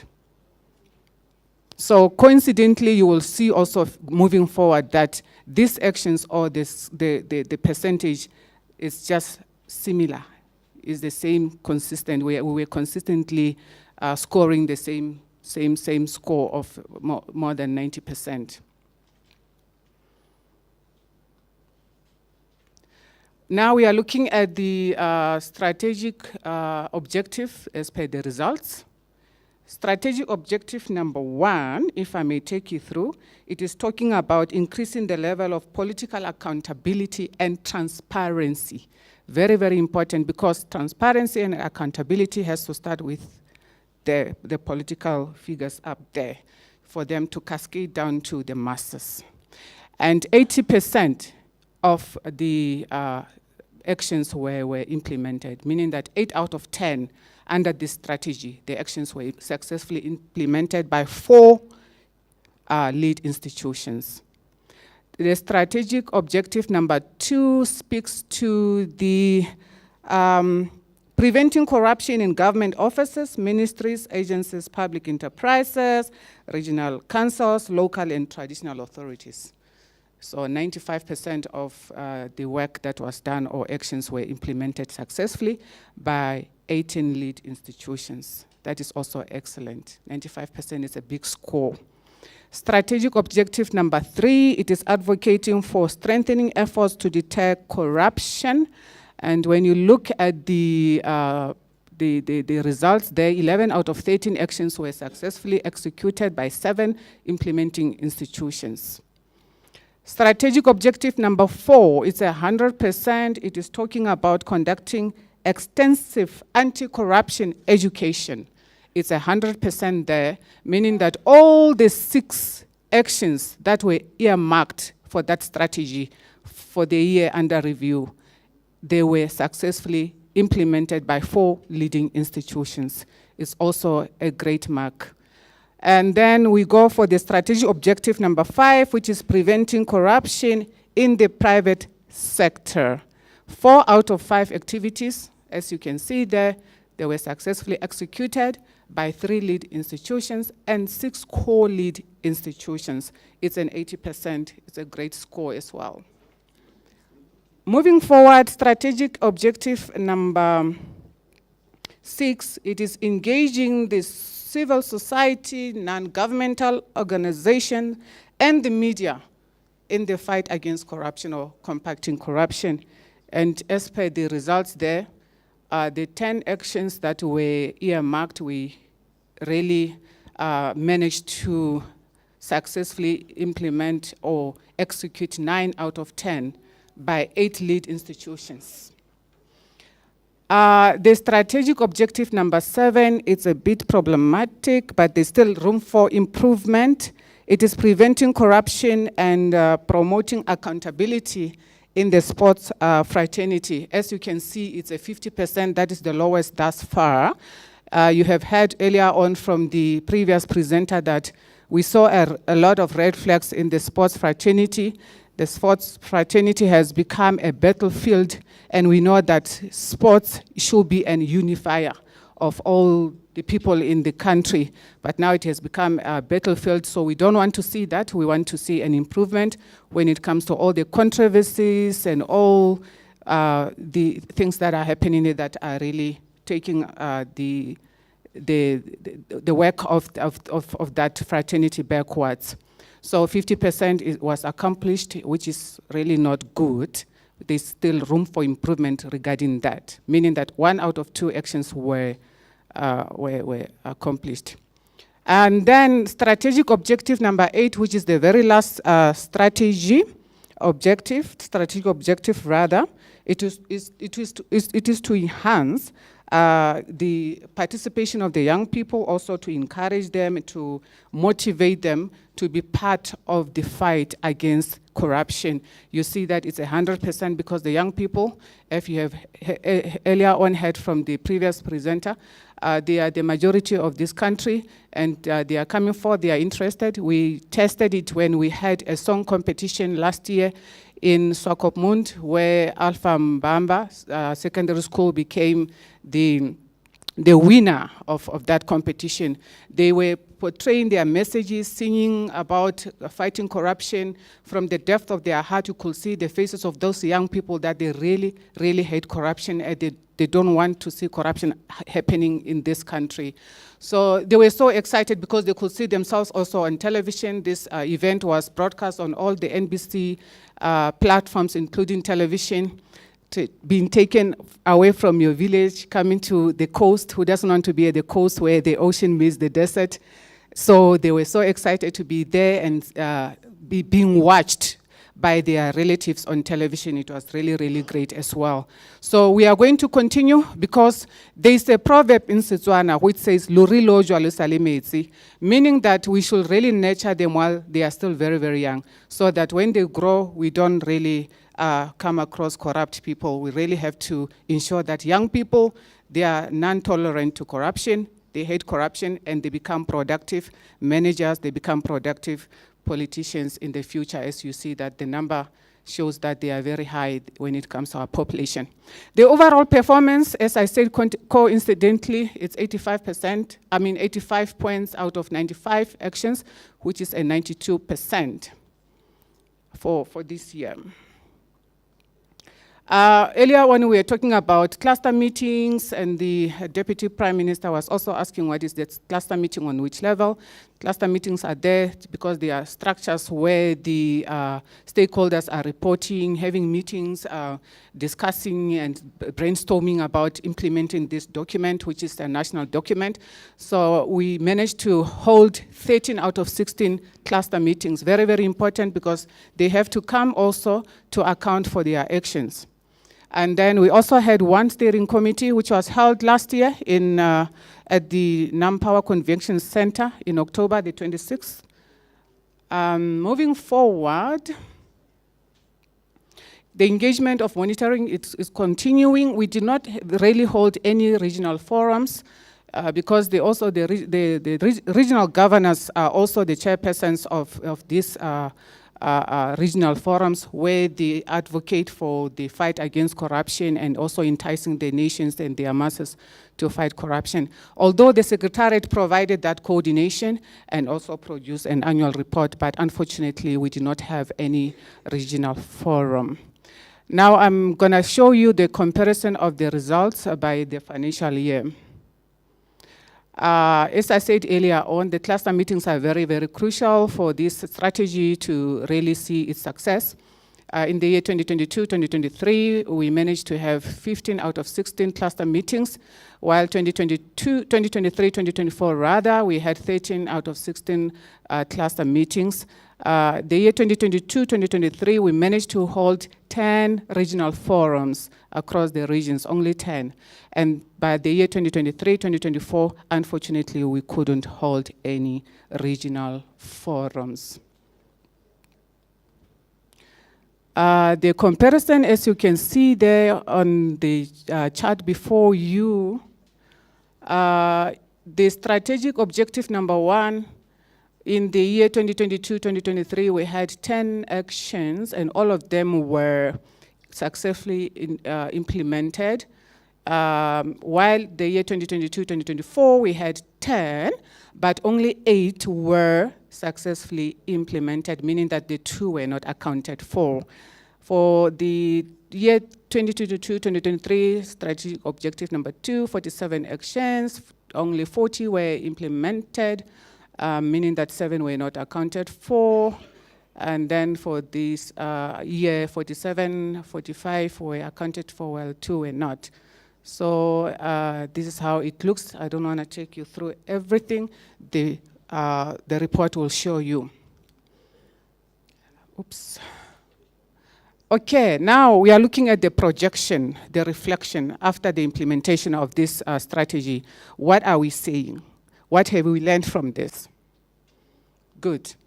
The challenges and lessons learned. Definitely after implementing a strategy or whatever you put together, you should learn to know how you can approach this. We have picked up that ownership is a challenge when it comes to the implementation of this strategy. The strategy was launched by the decision of the cabinet. It is a national document, but when it comes to ownership, it's really a challenge by some, if not all, the institutions. They are not taking ownership of the strategy, which is worrisome. It's a national document, and everyone should be should give its best or support. So it is not an ACC strategy at all. ACC is just a coordinating agency. And also earlier when it was discussed and observed also that the delayed reporting on the progress of the actions. Every time we have now become, my colleague Johanna will say, we have become professional beggars. Every time we have to beg for information from the implementing agencies, it is also holding us back. We need to improve on that one.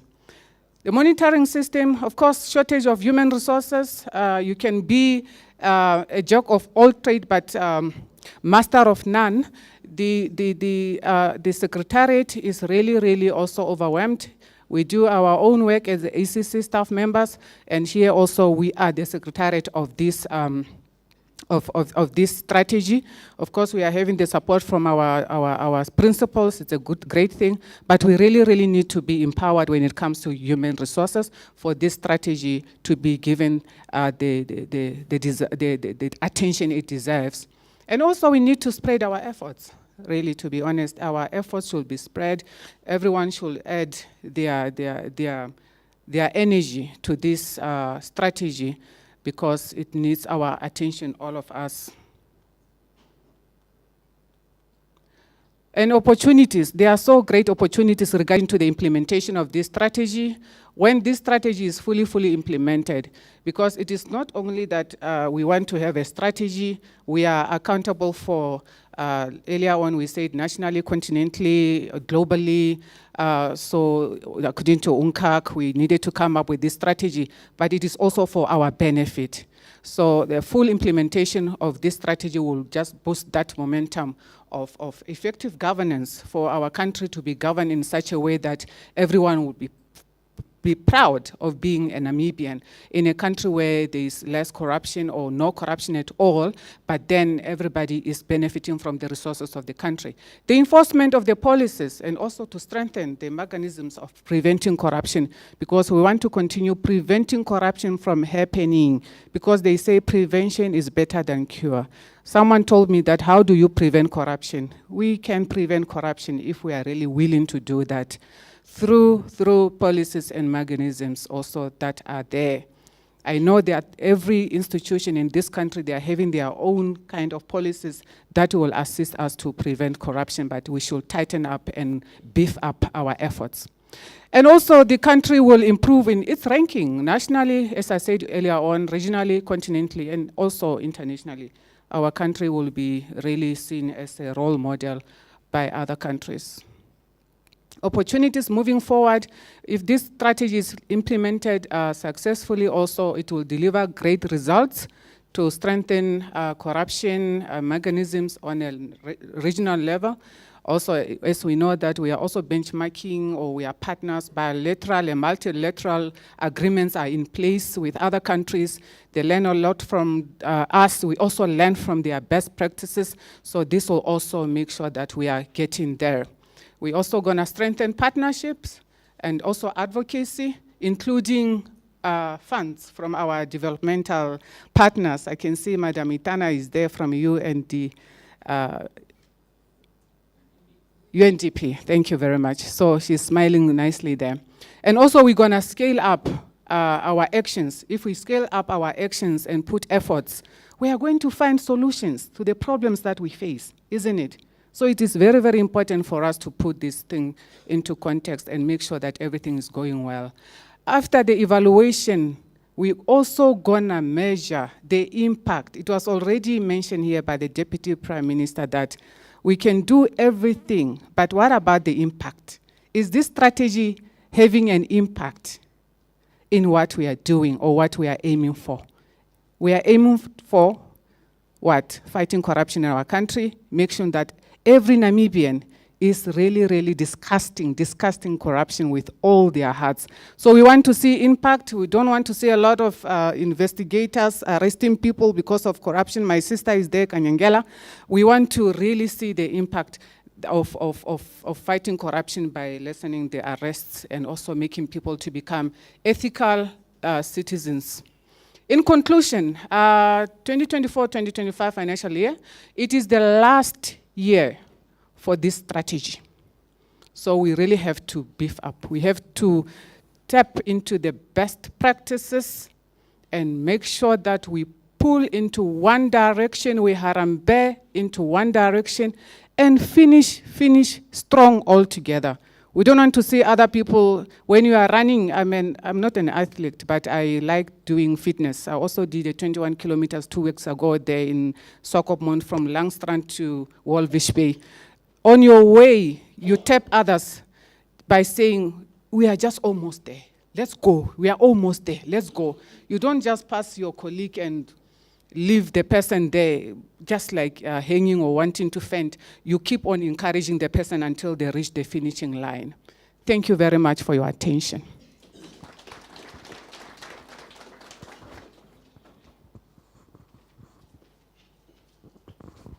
Thank you very much, my colleagues, and my co-presenter, Marina Matundu, the Director of Public Education and Corruption Prevention, for that eloquent presentation. We are almost there, DPM and the high table and colleagues. So what is left now is actually the plenary discussion that will be facilitated by the Director of Proceedings and the same Madame Matundu, followed by a small interlude and simulations. I hope the colleagues that have got the interlude and simulation are ready. We will have a small quiz among ourselves just to ask our questions, and then the best performer will walk away with something that will be presented to her or him. That is one. But as it is now, we are now going into plenary so that we can discuss, have discussions. And these discussions, I would want to believe that my boss, Mr. Noah, being the chairperson of the steering committee, will chair these small discussions so that we take one or two, we dive into the report. I want to believe that the report was distributed and is before you. You might have made a quick, or a brief, reading, and so that you can come up with a secretariat. I thought you distributed the copies of the reports. Or is it going to be after the quiz? Oh, now I know. After the quiz, because if you get the report, then you will get all the answers. These guys are very clever. I think let's go into the quiz. Quickly, can you distribute that? There are the questions, the quiz is about 5 to 6 questions. And itself, you look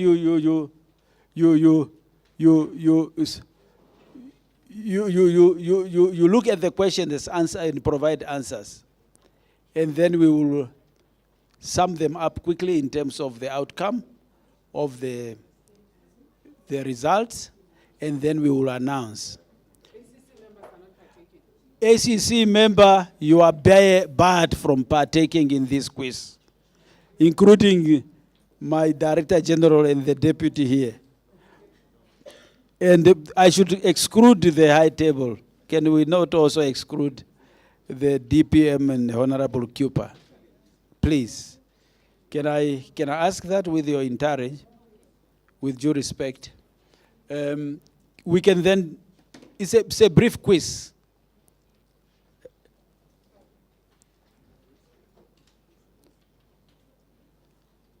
Can I give you a hint? Most of the issues, I guess, asked in those questions were part either of one or two of the statement. It was mentioned in the statement that were presented by one or two speakers before us here. So it is very easy. So we will also try to test how attentively we were. Were we really listening to these things? Can I also ban Mr. Graham Hope? He should also not participate because he is part of it every time. Because we use civil society organization to mainstream the anti-corruption, message in other platforms where we do not have access. So I think we should ban him as well. Yeah.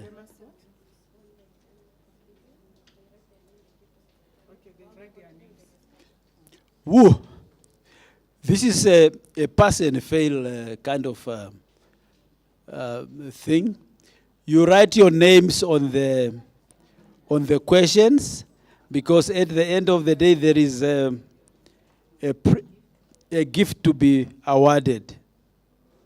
So we should know whose answers were, so that we'll be able, if you did well, to present you with an award. Is that clear, ladies and gentlemen? How many minutes should I give? I'm the moderator now, and I'm the invigilator.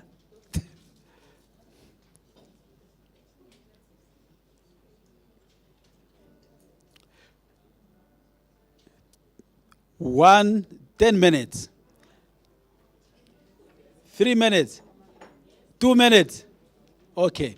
I only give you 2 minutes, and 1 minute is already gone.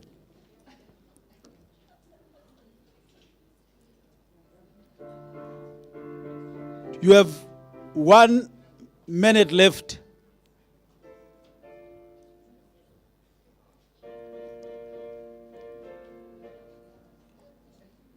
You see? Are you done? The session is closed. Can you please collect the papers so that we look at the pass and fail?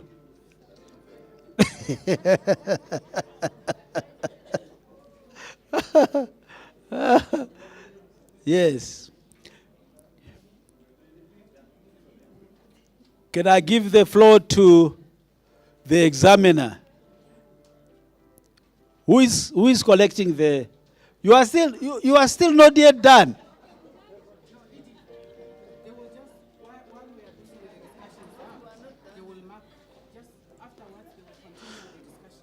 Okay.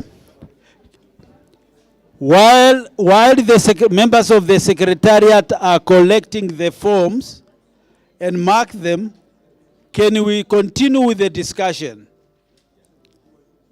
Now we have the floor. You have the floor to ask the questions. The question can be around how the implementation was done. We have learned about the lesson learned from it. We ponder on those issues. And if we are not doing well, we ask ourselves, why? What are the challenges? Can we ponder on those challenges and try to come up with a recommendation, if any? Because that will help us moving forward in the development of the next strategy. I see Mr. Is it Anton? Eh? Danny, yeah, sorry. Danny Mayer from the SME Compete. You have the floor.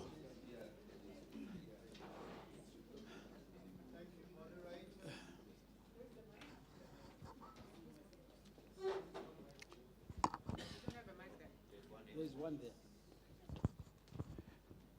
The floor is given to Danny from SME Compete.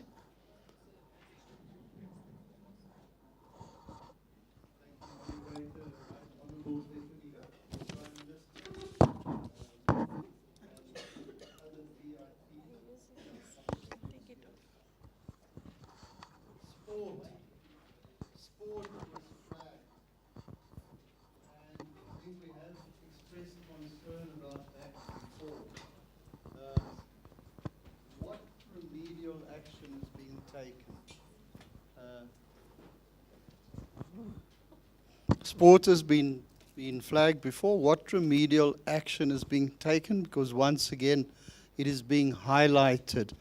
There have been suggestions in the past to engage with the various federations and bodies and so on. I wonder if we could get some feedback on that, because it is of concern. And I happen to be in that cluster where the sport should be represented, and we find the attendance appallingly poor, actually. So we just wonder if the Secretariat could give us an update. I know the Secretariat are a bit overwhelmed with lots of work, but I wonder if we can get some update on that. Thank you very much.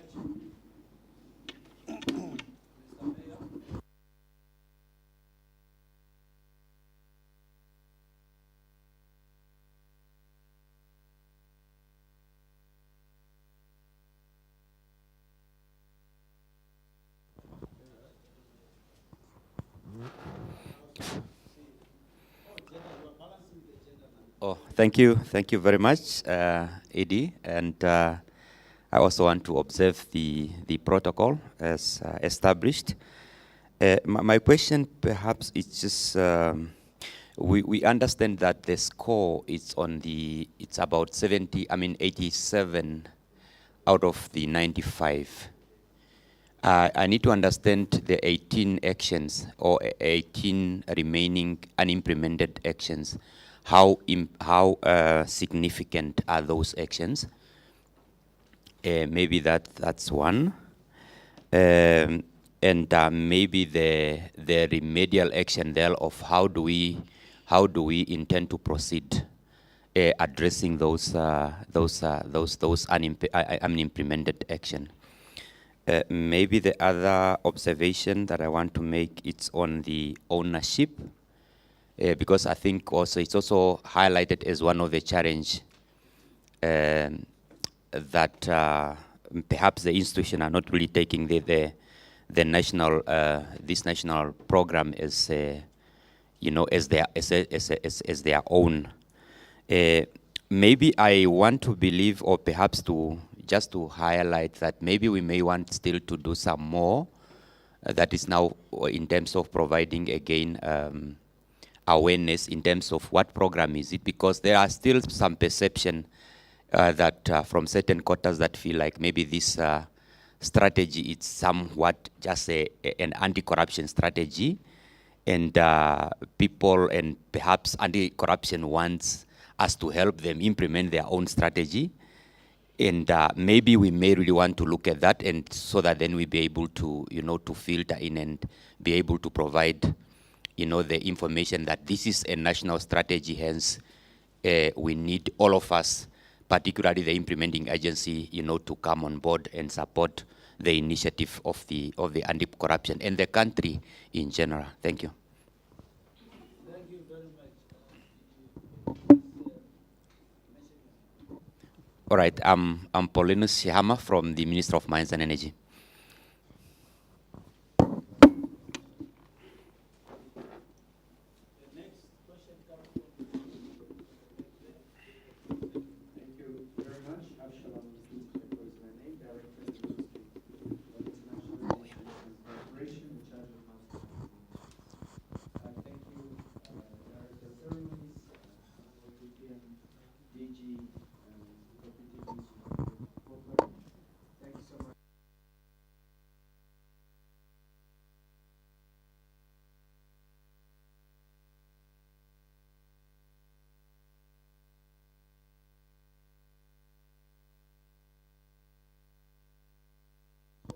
What are those actions per se? And we see that trend happening. So we want to just understand that trend and what is being done concertedly to make sure that those actions are addressed. And my second point has got to do with, and coming from Mirko, I want to acknowledge the concerted efforts to align the work that we're doing nationally to the regional frameworks, as well as the continental, as well as international frameworks. I want to touch base on the engagement with churches. We're glad to see the CCN is here. Seeing that churches are reaching the communities and the grassroots, is there particular engagement with faith-based organizations? To what extent are we using those platforms to reach the masses, but also to address some critical areas I think churches are faced with? So that is a question to the team. And then we see a need, and maybe I should ask whether there is already work in this area.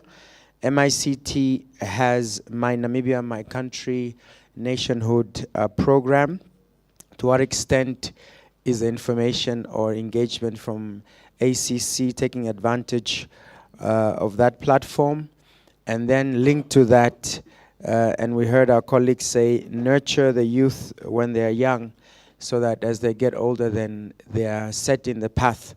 So the correlation with reaching schools, and also the National Youth Service under the Ministry of Youth. I think if we have not already thought about that we need to strengthen that program under the Ministry of Youth, if possible to make it even a compulsory year for learners coming out of high school, make it a gap year, so that we strengthen that overall engagement for our youth. and then make sure we inculcate whatever we need to as a nation to have the young people's minds tuned to anti-corruption as a culture in our nation, but also linking the MICT program to say, my Namibia, my country, to build on that and ensure patriotism. So those were my 3 main comments. Thank you so much.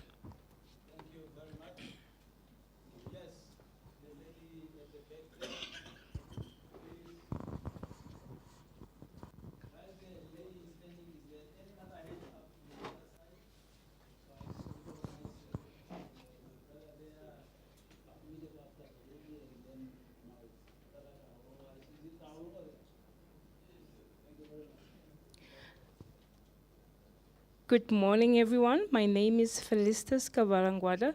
I'm a Senior Investigating Officer at the Anti-Corruption Commission Head Office. I'll stand on the protocol already established.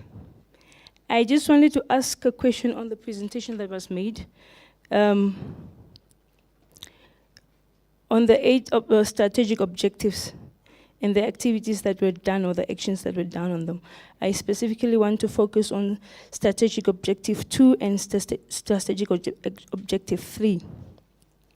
I wanted to understand the actions that were carried out and those that were that are outstanding. I think somebody already mentioned it. I actually want to a detailed explanation of what action is it actually that was carried out on the 2 strategies. And I also want to just give a highlight on what measures were actually developed or implemented under those 2 strategies.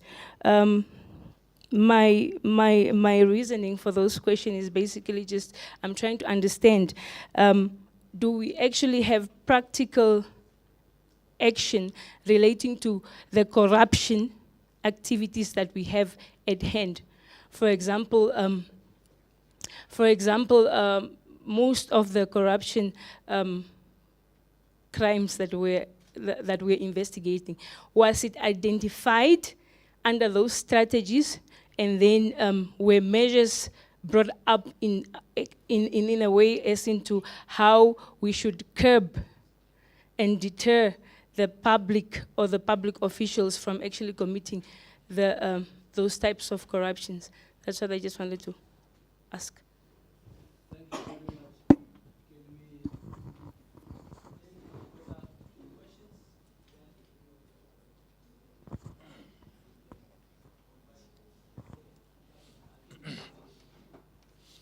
Thank you, Director of Proceedings. My name is Bisin Urap from NCCI and Namibia Airports Company, and also want to stand on the protocols that have been established.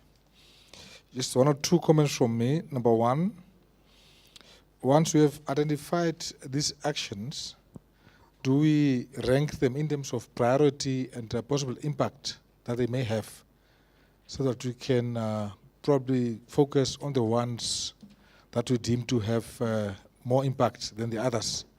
Just make sure that the impact that we receive at the end of the day is really felt by our society.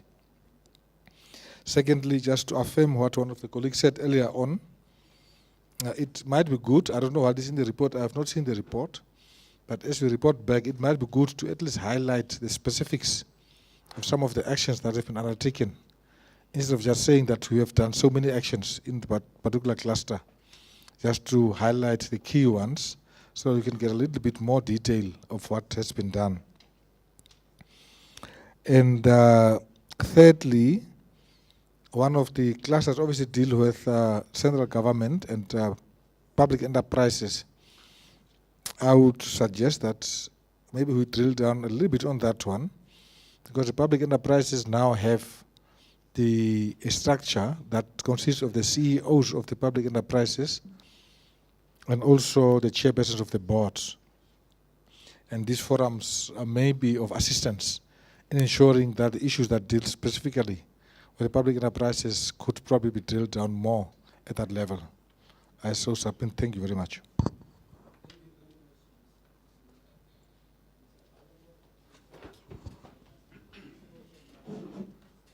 Thank you very much. like also to observe the protocol already established. I think during the presentation, there were issues relating to the national, regional, and the international rankings. But the presentation didn't touch in detail as to what are the challenges or what are the issues that stand in our way to achieve certain rankings, particularly at the international level as a country, in addressing or fighting corruption. The second one is relating to financial implications. If I have followed the presentation, this is the only national strategic plan, action plan implementation that probably doesn't have financial implications. Or maybe they were mentioned, but what are the challenges in that case? Especially when you have lead ministries that have to, or institutions that have to provide a portion of their budgets to the implementations of the action plans falling within their mandates. What are the challenges in that respect?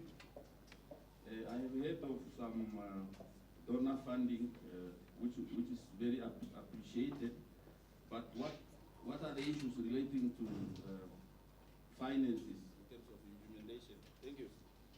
Thank you very much for ladies and gentlemen for taking my questions. I would say Thank you very much, Comrade Edie. I would like to stand on the protocols and perhaps just congratulate the Deputy Prime Minister. This is the first time I'm sitting in the lecture hall where he's lecturing. Deputy Prime Minister, you must please consider teaching at the university. I'll go back to school because you have really unlocked my thinking, and I think you have done a very good job. I'm the director of the Financial Intelligence Center. The ACC and the FIC is almost like husband and wife. I won't say which is the husband and which is the wife, because our objectives are very similar. But I wanted to understand from all of the strategic objectives that we have at national level, what is the financial impact? In other words, we are trying to combat corruption at the grand level. But I wanted to understand what is the impact of these efforts that we have taken at the national level. In other words, can we quantify the impact? Because the government is investing in curbing corruption. So we want to see what is the return on that investment. Because ultimately what we're trying to achieve is to mobilize domestic resources for socio-economic development. So my question really relates to how far have we gone, can we quantify it, and is there room for improvement? Thank you very much.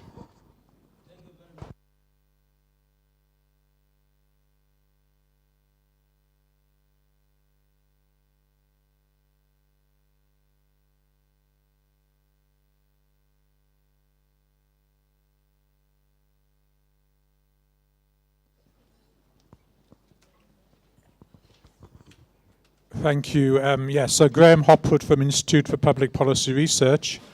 I can say all protocol observed.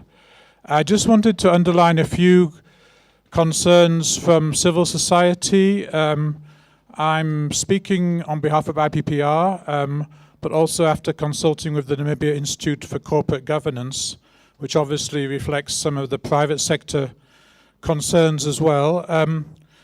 Some of these issues are long outstanding and maybe don't fall absolutely under the current strategy, but there's something that we should have in mind. First of all is the long-awaited implementation of the whistleblower protection law. We've been waiting since 2017 for this law to be implemented. It's a very important signifier of political will to fight corruption, to see that law put into action. Alongside that is something where we have seen some action in recent times, and that's the Access to Information Law. I gather it's almost at the point of implementation, but we do need to see that law. It's really crucial in the fight against corruption to have a working access to information law in place. The second point I want to make is about it relates to our discovery of oil in 2022. We don't have to look very far to know that countries that have natural resources, particularly petroleum related, are at high risk of corruption, and we need to address this specifically.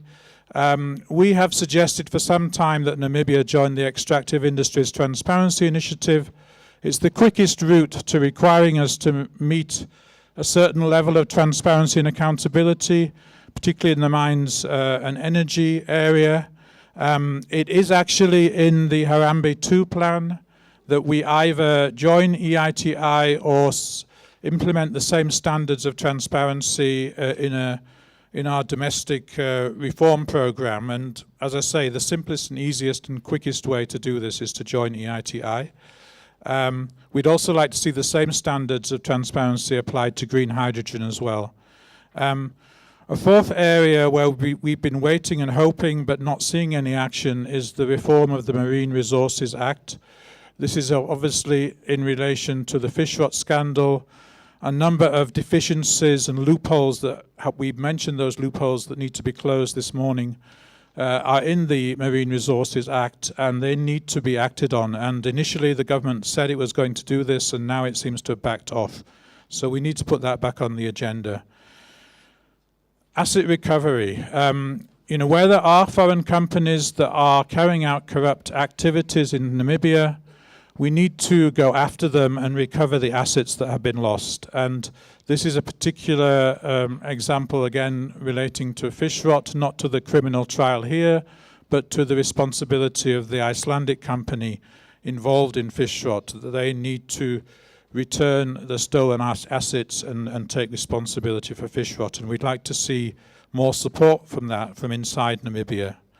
And then generally, I think our declaration of assets system across a number of areas of government is not working very well. We need to have a comprehensive and effective declaration of assets system for ministers, for MPs, and for senior officials in government. So while there might be parts of it that are working and parts of it that are not, it's a very much an ad hoc approach at the moment, and we need to be far more consistent.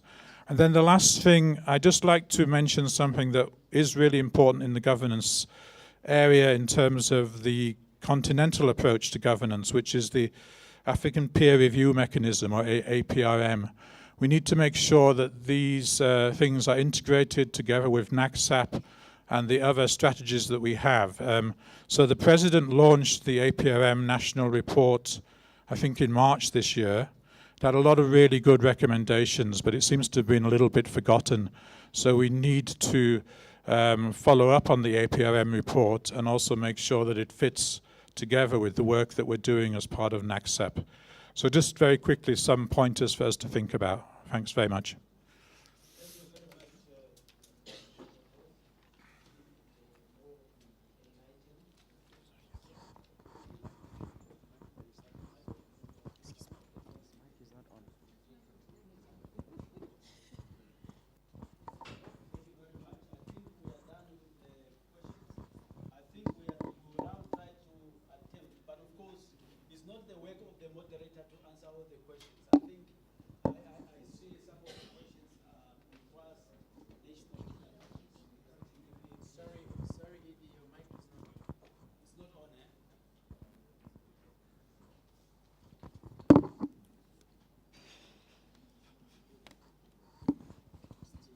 So I was saying, the questions for the last speaker was more concern raised on issues that are very important for us to consider, all of us.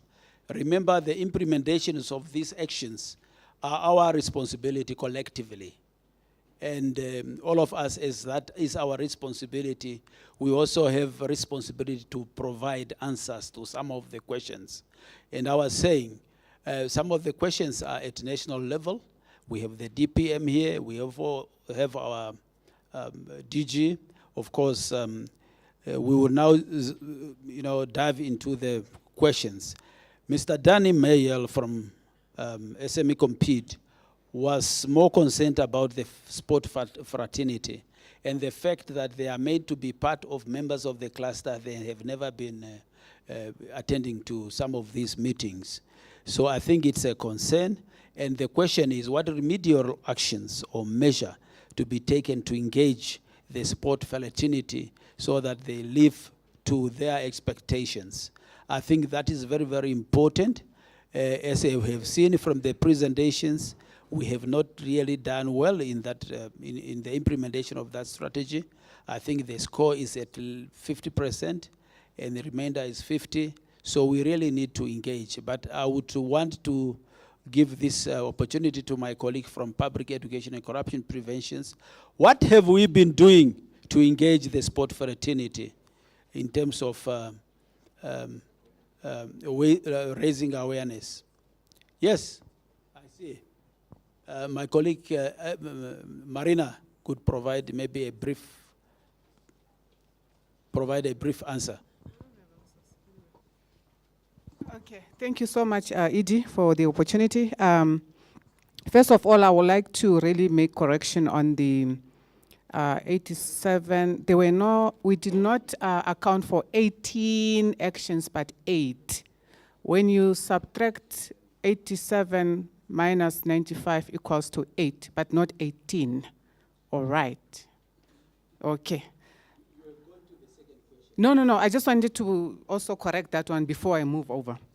It is a brilliant idea. As far as I know, Mr. Mayor, it is crucial for us to really ensure that we go further to the sports or fraternity, including the federations that you spoke on earlier about, to see where the loopholes are for us to assist. But because of the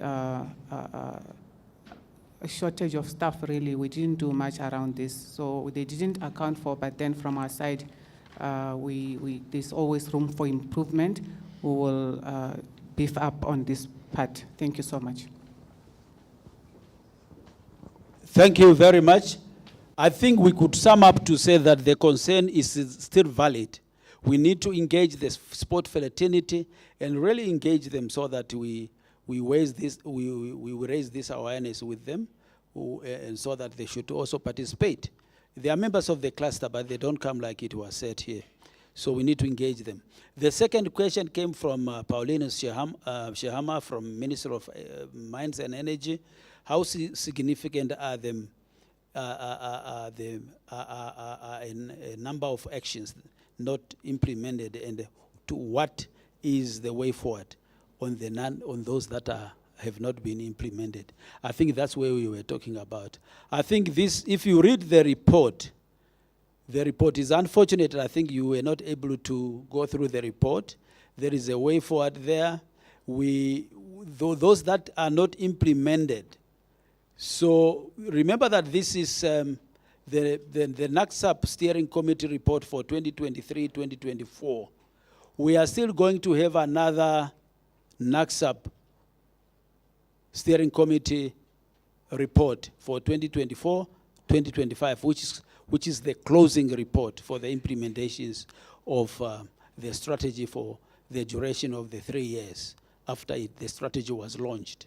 So some of those activities you might see that, let's wait and see. What did we do during the current year?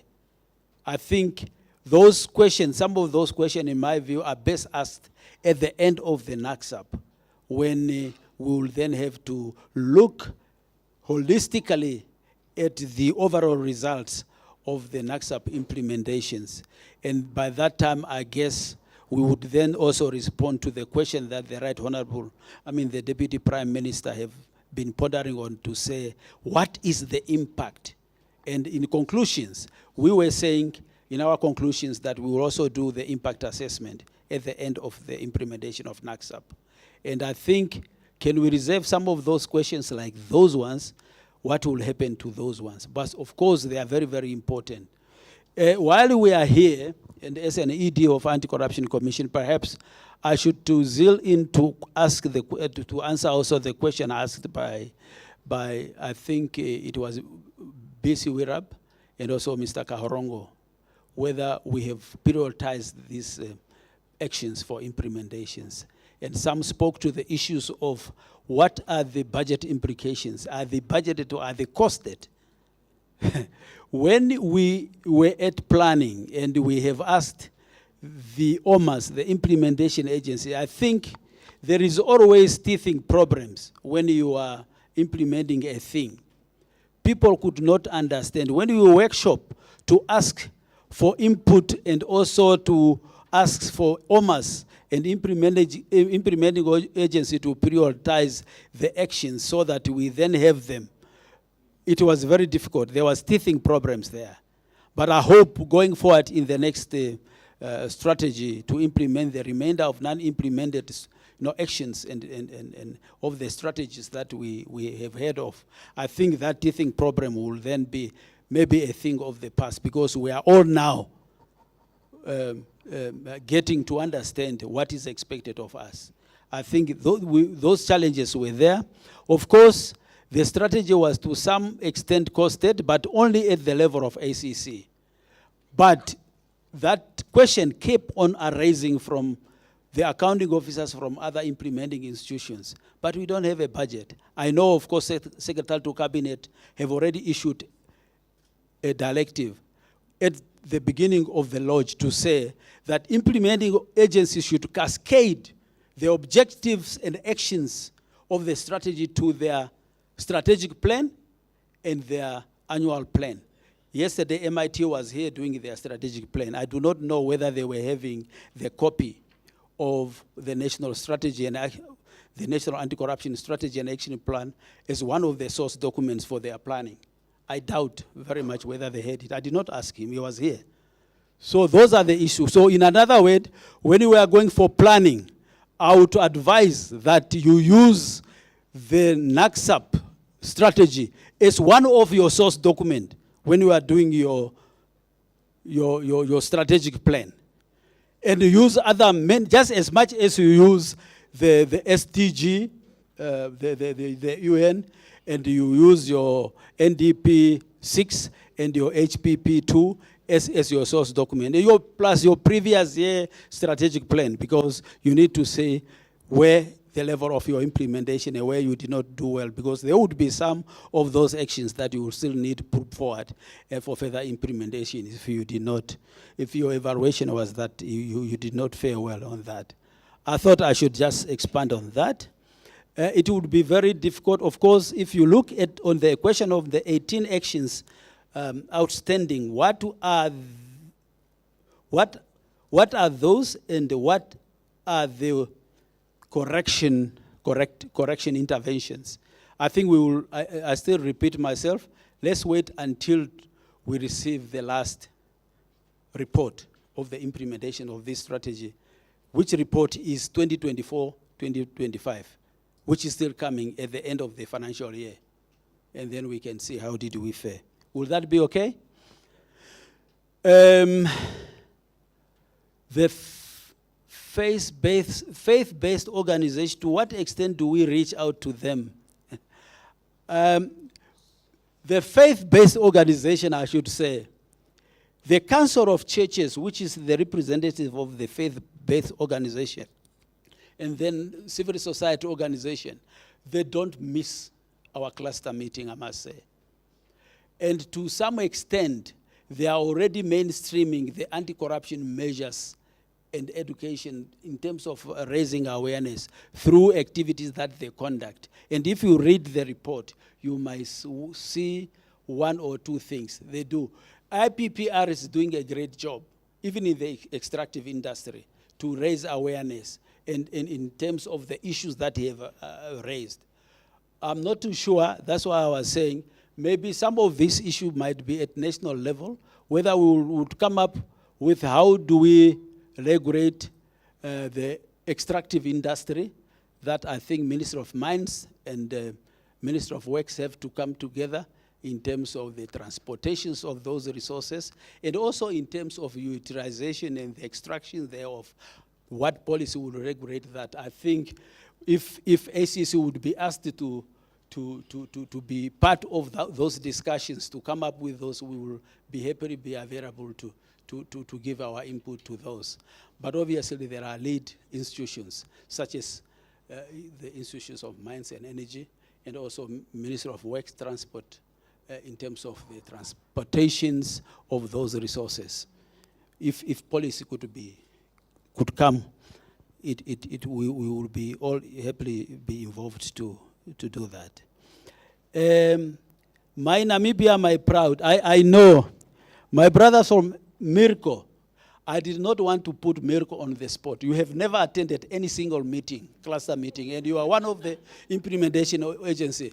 I don't want to say, because this is why you are asking my Namibia, my pride. When we do integrity, ethics and integrity brought us on loyalty, the love for your country. And this is the message that public education and corruption prevention officers are trying to put across the society every time they conduct their awareness raising. But please, do delegate somebody to attend those meetings. You have ever been absent? I have never seen anyone, because I'm as a secretariat, I don't chair any meeting, but I'm there to make sure that we take records of what is being reported. And I have never seen Mirko. I hope you will take this message to your colleague. And this is why you ask that question. Yes, the answer is yes. Because my Namibia, my pride, my love of my country is part of that, is embedded within the lectures of ethics and integrity lessons that we give. And we give these sessions to all. And sometimes we do it on targeted interventions, and sometimes we do it on request by an OMAS or by any institutions. Currently, as we're speaking, the Katima Mulilo Town Council have just reached out to me yesterday, integrity member, and they want that training. And it is going to be carried out sometimes in November. And other institutions do request for this kind of training. Yes, the question is, yes, it's harmonized, it's aligned, because that is, we are trying to inculcate the patriotism in Namibia, so that they must behave ethically and so that their integrity could not be questioned. And you can only do that if you have love for your country, your loyalty to your country, that you cannot do an evil. So I think that was expanded by the DPM when he was just giving us a lecture here, you could see it. With that said, there was also, I should perhaps while here mention that we are now also doing, NAST, University of Namibia, came and they want to create a curriculum so that they should actually begin to teach these things. But I didn't want to go into the activities of 2024-2025 Nacsap report. That is still coming. And that's the progress that is that we are making. We were only presenting what was for the other year.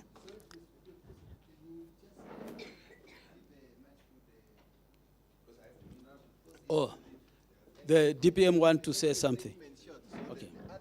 Because these questions are not addressed. What is this one? They are addressed to Should I use this or? Yeah, you can use it. Because these actions are implemented by the institutions. So answers should not come from I'm not answering questions, but may you forgive me that I have an appointment coming up. As I said at the start, by 1 o'clock I should be out. So I did not disrupt. You can continue after this, but me after this I have to go. The first is to appreciate the contributions that are coming out of this. My concluding remarks, maybe I will also touch to some of the issues that were raised briefly, is to say particularly those that are dealing with the education awareness part of this program. You see, a human being has a body, a mind, the soul. So our education awareness programs should reach the totality of the person. Because the subject matter of corruption is a value issue, it is an ethical issue, it is a... Maybe we can learn from the churches. The church, they go to the soul, to the spirit, to say that, yes, we have an earth here, we live on earth with all its challenges, all its good things. But there's also something after earth. That is, if you do good, you go somewhere where there's no pain, that is the heaven. But also, if you don't, there is some place where you can burn. There is a hell somewhere. But you see, every time when these are, you feel comforted because you are reached. You say, maybe I should just try to do the good things. Even you pretend because they have reached your inner person. And also, I think it's good because nobody has come after you die. But if there was somebody who came back and said, no, there's no heaven, there's no hell. I was dead, I'm here. Probably then the church could find it very difficult to defend. But because, I'm not questioning, I'm simply saying, but once we believe, all of us are believers, when you believe, no, I should also try to be some kind of a good person on earth. So the moral of the story is that your education program awareness must reach the totality of the person, in particular the soul, the inner person. If we can succeed, of course, which is difficult in real life, to get that person accept before the police came, before the investigators came, to say that no, I'm wrong, then half of the battle is won. Then maybe Mr. Graham Hopwood has raised a very important issue, oil discovery. Oil discovery. 2 weeks ago, I was in Walvis Bay. I addressed the marine people, marine transport sector people there. He is right. But I just want to add, transparency is good, yes, how the contracts are negotiated and signed, but it is much broader than that. The issue is oil-drilled private people spend their money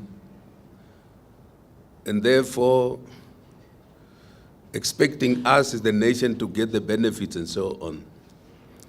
So I agree transparency is good, but when it comes to corruption issues, particularly the investigative journalists, there's always a corrupter and a corruptee.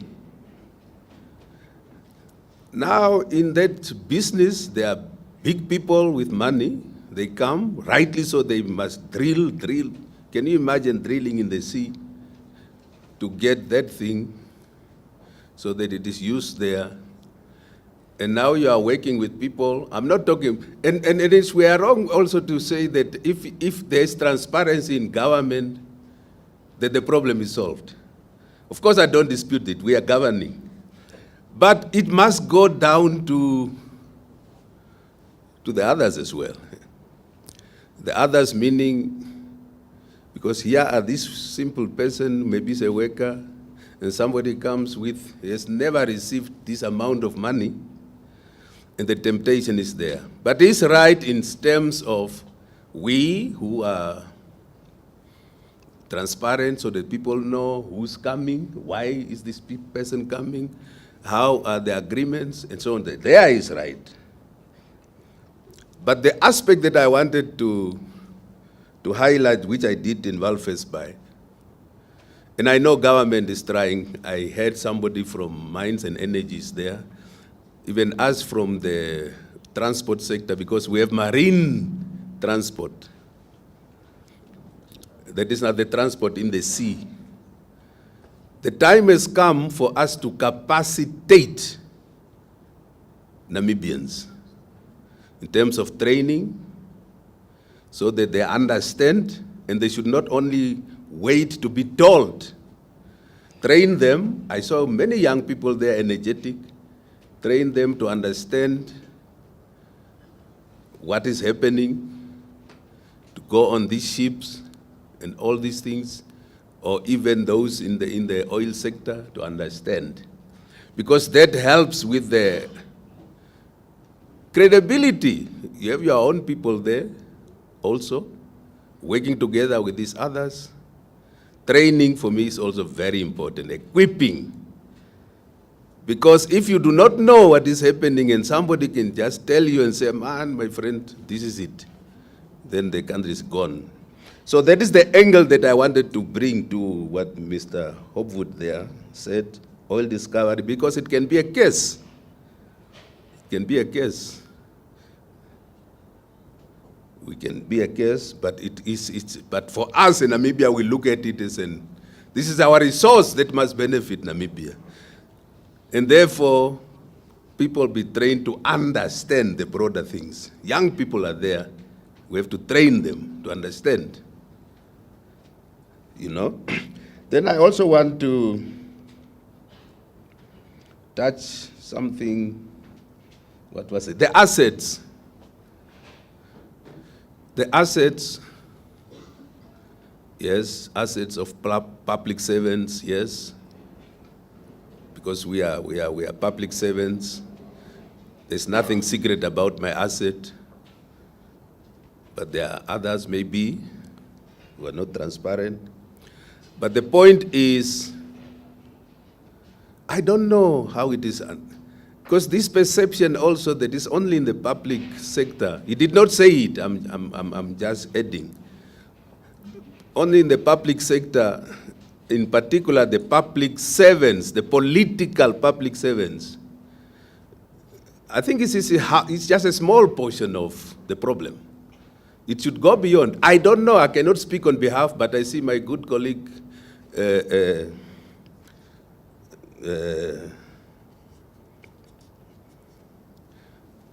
busy there, presenting the business.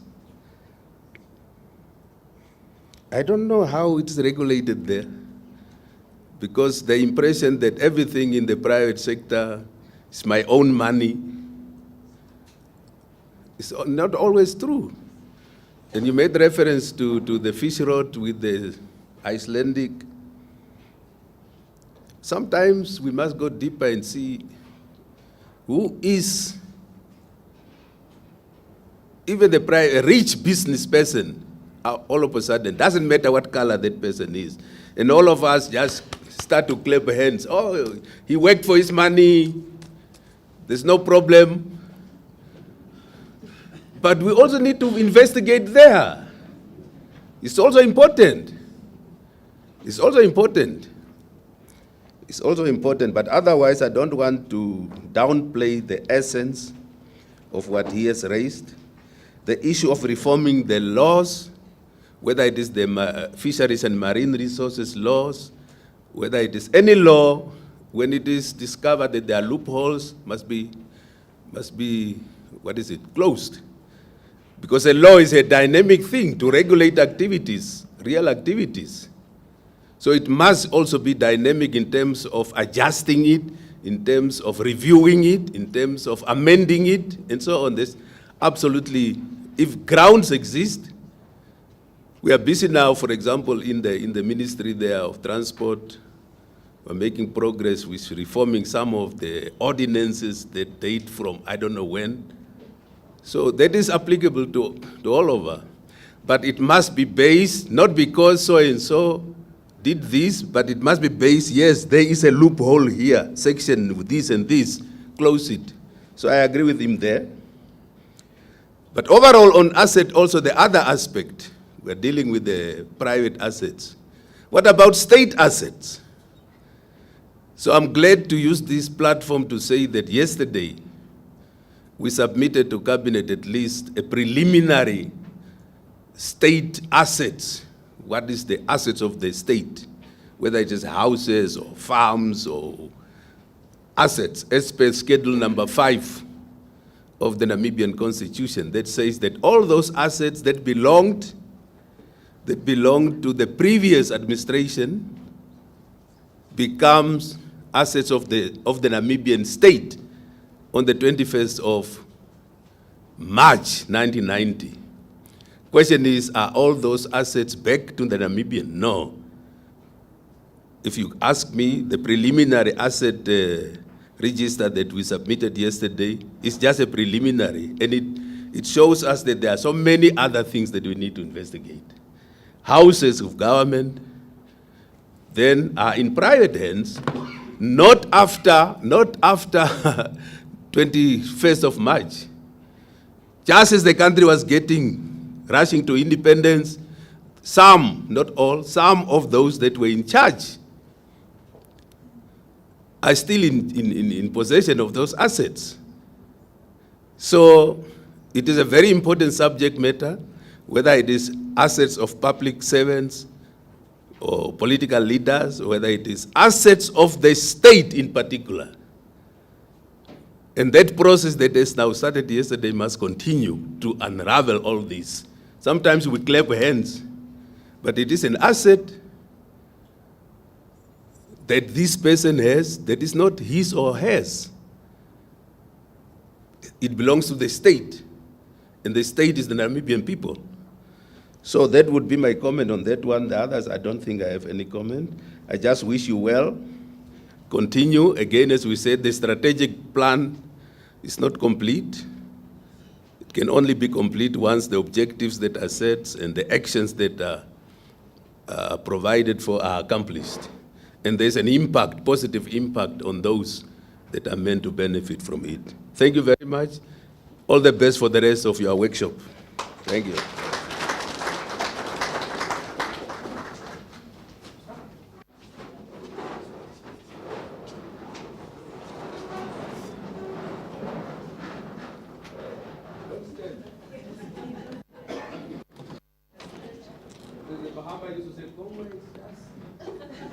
Please be seated.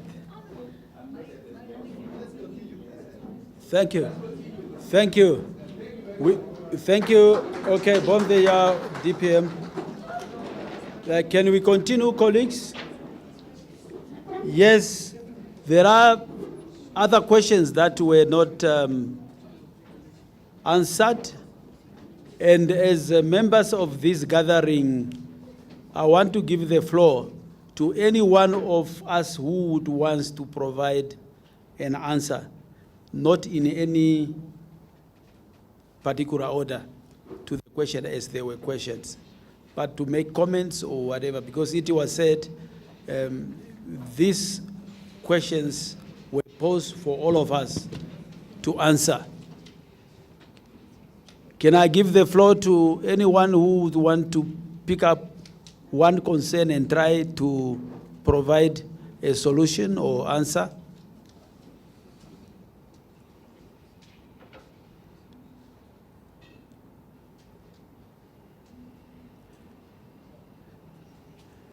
Yes, I could say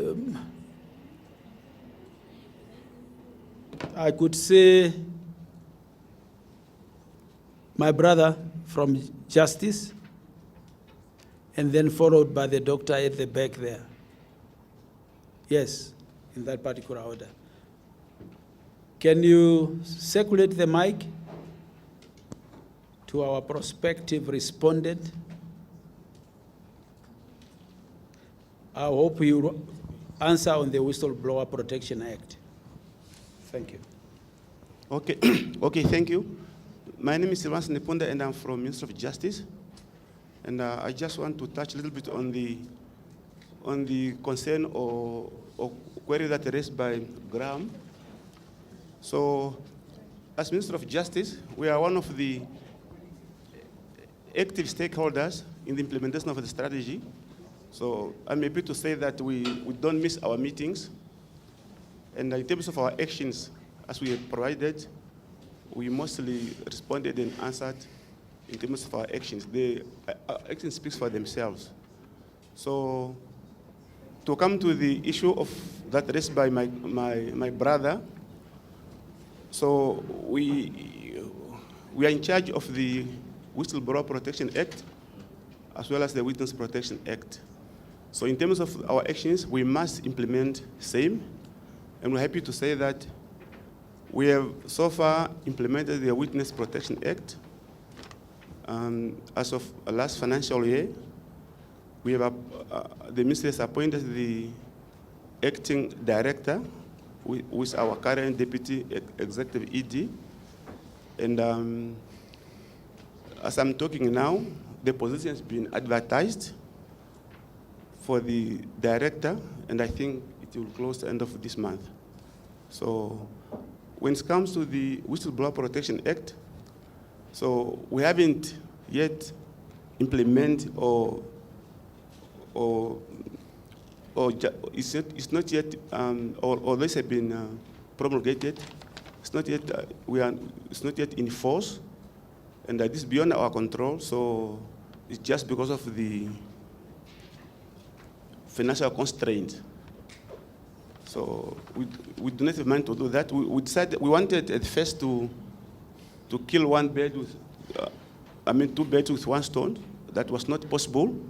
So the minister has taken the decision to say, let's implement the Witness Protection Act, and later, then we can, of course, come to the implementation of the whistleblower. Hopefully, in the next financial year, we are hoping that the Whistleblower Protection Act will also be implemented. I thank you. Thank you very much. Like I was saying, that I think as far as what was expected to be done during 2023, 2024, and that's the feedback. And we will still hear what has further been done during 2024, 2025 financial year. And that report is still being awaited at the end of the financial year. Doctor, you have the floor. Yes, thank you very much. I also want to acknowledge the contribution by our national leader from the morning. I just want probably to make a remark. The issue of corruption, which falls within the effective governance pillar, and then there is a high level of non-compliance, not attending meetings. To me, this is undermining the lawmakers. So I think we need to improve on our accountability and action. If the strategy was approved and it's known by everybody, but you have an implementing agency which is never represented at the cluster meeting, what does that mean? So we need to up the game of accountability with action. I also do not know, it's higher time. Each country has got its maturity level. When we got independence at national level, because of stability, we needed the caliber of Tate Nuyoma to steer the ship. Now, even the appointment, it's a higher time now we also look at the criteria. Are we really giving institution in the right hands? Or we are just giving because I have a B degree? So for me, other issues need to be looked at so that we make sure that we help our people. People who are suffering. Travel of this country, people are suffering. They are hearing a budget is approved, but there is a river between them and the budget. How can we bridge that for people to drink water that we promise them? So I want to end there. Thank you very much. Was just you were just amplifying and also putting across the concerns. I think we have taken note of that, and because of time, is there? Oh, you want to? Yes, Mr. Sharma, you have the floor.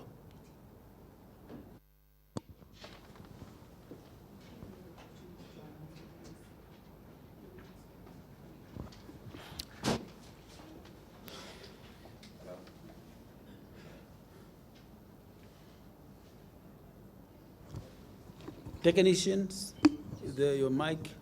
All right. Yes, okay. Thank you, Edie. Maybe just to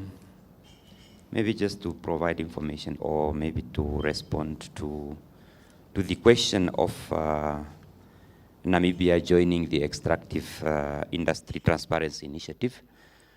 Yeah, I think in Harambee Prosperity Plan 2, there is a commitment for Namibia to join, either to join by 2025, either to join or to align its legislations to the international standard. And I think on that basis, the ministry was tasked, to investigate these two options. And I understand very well that there was also another agency that was appointed, to help with the investigation of this aspect, because we know that there are conditions that we needed to understand, and what are the benefits that lies for Namibia if it's to join the extractive industry. So I think that process was done, and the report, I think, was prepared, which I think was then provided. And I think, from the ministry's side, I think that part we have done. I think I am also one of the committee member, and I think that part we have really done. So, and the report was channeled the way it's supposed to go. I perhaps just want to end it there. Thank you. Ladies and gentlemen, I think we are almost, we don't want to keep you here until past 1. We have got 4 minutes. But may you allow me, I don't want to put also the chair of this August gathering on the spot, but I want to believe that he have energy to come forward and respond to issue pertaining to the ranking in terms of addressing, should I say, perceptions in comparative with national and international perception out there.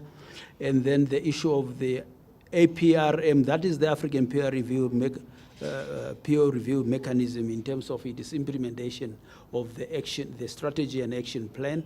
That is Namibia have to implement. And of course, I know that the report was already issued and it's out, it was distributed. We did well there in terms of that implementation. Maybe the chair will say 1 or 2 things. And the question of what measures are taken to address different types of corruptions that were either reported and that we are addressing as a country.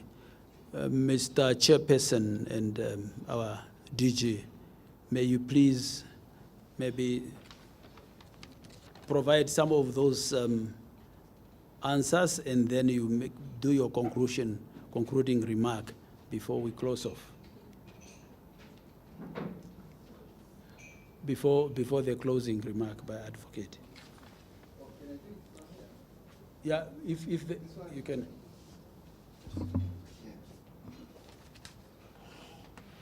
All right, thank you very much. Though I have no answer, unfortunately. Because I thought Mr. Graham Hopwood has touched on that question which was raised with regard to the ranking. Because one of the issues he has repeatedly raised after every CIP ranking comes out is the operationalization of what he just mentioned this afternoon.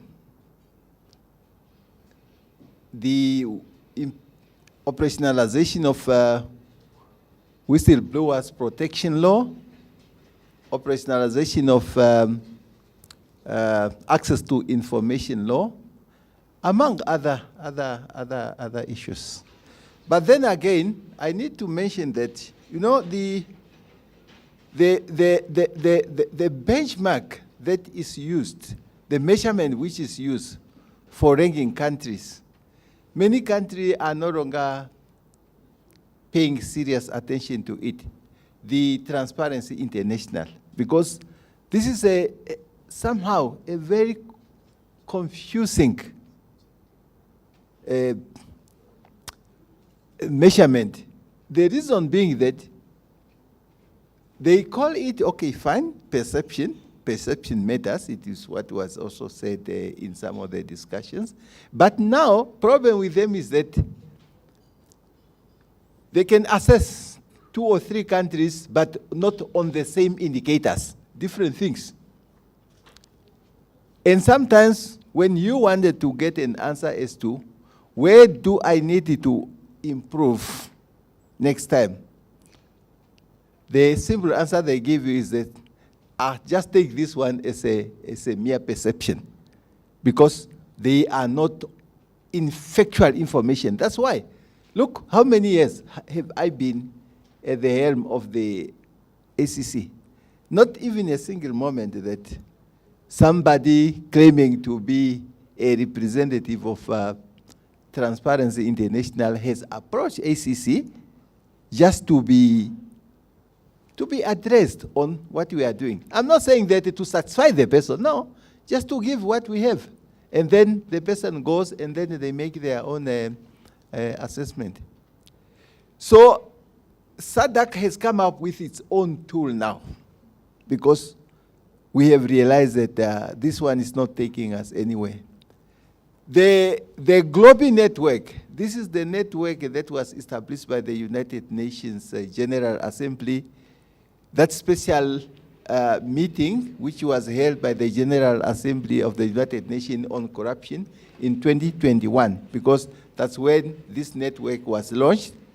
They are busy working on their own tool. Namibia is also a member of the Global Network, because no one is any longer really paying attention to a measurement that is not really factual. I'm not saying that we should not take cognizance of what they say. We have to, but they are disappointing in terms of not directing us what really need to be done. Yes, there are certain work that we need to do, like what Mr. Hopwood said. Those laws, they need to be operationalized, not just to satisfy the ranking, but because it is important for the country to have a whistleblower protection law in action, to have access to information law in action, and many others, to have transparency in all other institutions. We need to have that. We definitely needed to have that for the good of the country, irrespective whether that will contribute to the improvement of what Transparency International perceive as corruption in Namibia or not. But Because we are not doing these things for international community. We are doing this for the good of this country, the livelihood of the Namibian people. We need to make sure that the resources of this country are equitably shared, and there is transparency and accountability on everything that we do, service delivery, and the distribution of resources as well. That's what we need to do, because that is what we are required to do in terms of the Constitution, which is the supreme law of the Republic of Namibia. So basically, as I said, I don't have a definite answer on that one. On the APRM, of course, there were also some recommendations. Apparently, there were some remarks that it appears Namibia's anti-corruption efforts focus on small things and not on bigger things, without really identifying what are those bigger things and so on. But that is a matter that we have to consider.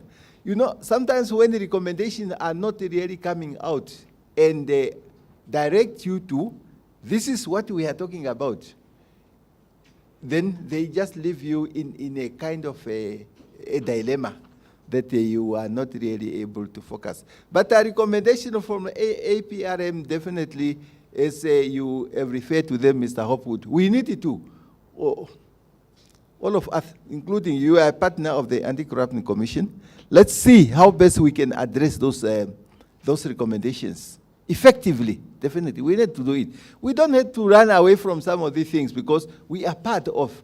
It was a voluntary decision by Namibia to be part of this peer review mechanism. As a result, if there are recommendations, then we must address those recommendations. Not only ACC, but any other institutions that is affected by those recommendations have to come on board and see to it that we improve. Because the purpose here is to improve and maximize on the efforts that we are doing. We have to do that. We cannot run away from that because it was done for a good purpose, to assess the governance level of our country, which is really good. Namibia is an open democracy, an open governance, is a participatory governance, and as a result, we don't have to chicken out or put our head down. Let us focus what's coming.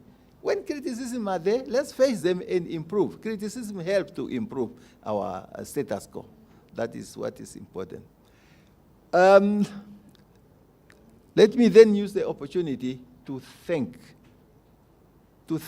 everybody here really profoundly, starting with the Honorable Deputy Prime Minister, Honorable Paula Cooper here, and the representative of various institutions, members of the steering committees, the organizers, those staff members of ACC, and also NIPAM, who at least availed this venue to us to have this meeting.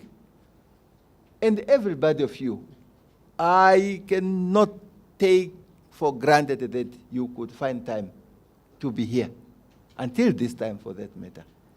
It is because you are taking anti-corruption efforts in this country serious, and that is only what brought you here. And Namibia matters to you, and that's the reason you are here. Truly, as it was said by the Deputy Prime Minister that and also by Honorable Paula Cooper, she's the one who emphasized that if we move forward in unity, definitely Namibia continue to be a country that leads by good examples. Let's just focus on that. If there is anything that must unite all of us, is the fight against corruption. Because corruption does not know any color, does not know any ideology. When it starts hitting, it hits, including you, including me, and everybody. and there will be nothing for the future generation of this country. Therefore, let us make our country, through these efforts, make our country a country of prosperity, a country where everybody, wants to live. When our tourists come here, they should go back with a good name of Namibia, a country where people are not asking, upon arrival, asking bribery. They must come here, business community, ready to enter into business deals fairly and justly without asking for bribes or offering bribes and so on. That is the Namibia, my country, Mr. Hifidikeko, as you correctly put it, that we want to live in. We want to live in that kind of a country. And the responsibility is with all of us. I really thank you for your time. I want you, please, as you have taken copies of what has been done, go read through and see what still need to be done so that we implement those. And the most important thing is, like the question that was raised by the Deputy Prime Minister, the impact. The impact is when there is an improvement in the livelihood of the Namibian people. Opportunities for employment and economic growth because funds are no longer mismanaged. That is the impact that we are talking about. Implementing something because the actions say X, Y, Z is another, but producing impact is another thing. Thank you so much. Thank you, Mr. Shirongo, for steering us up to this point. So I end here. Until next time, and please, next time when you are invited, come also together with your political principles. I can understand today where they are, because we sat with the Prime Minister and we discussed, and she told us that, no, please, unfortunately, I have already been engaged with this other equally important engagement, and I wished I could be part of you, but she could not. And all the ministers said, unfortunately, we are already engaged in another meeting. That is understandable. But now, as you are here representing your offices, representing your ministers, I really deeply and profoundly thank you for coming. And please take the message to them. Thank you very much.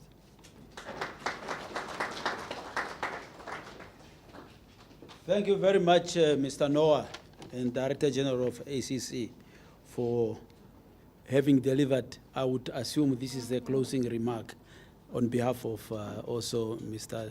Advocate van der Merwe. Because of time, I think my boss was really measuring time, gauging the time, and making sure that we manage time on time. So the closing remark is already done. But before we move into the singing of the EU and national anthem, remember we have had a quiz. We have not forgotten. So we are going to announce that so that we see who the winners are. Can we please do that, Ms. Marina? Please, you have the floor. Thank you very much. It's very difficult also to speak after the High Office, but yeah, we have to do this. The quiz was done. We wanted to test the knowledge of the participants regarding the Nacsap. And we realized that, yes, there's some understanding somehow. So 35 forms were marked and validated. That is transparency. It starts everywhere. We have to do that.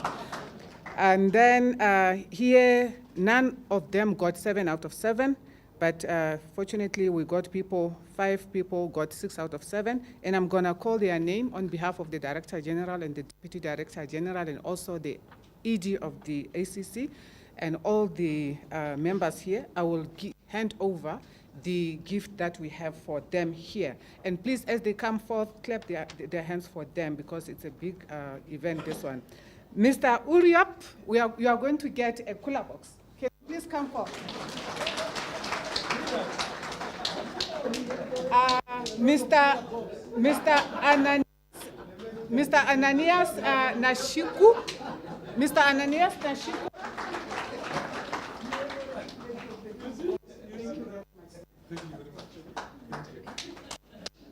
Mr. Ananias, you will get an umbrella. Maybe it will rain. We hope for rain.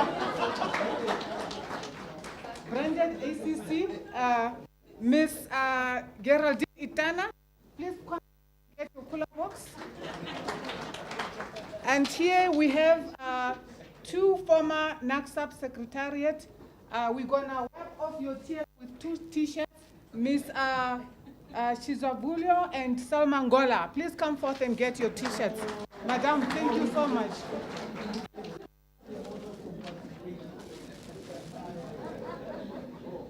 Yeah, very small.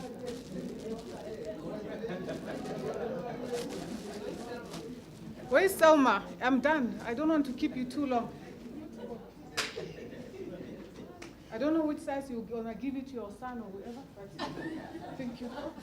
Okay, thank you so much.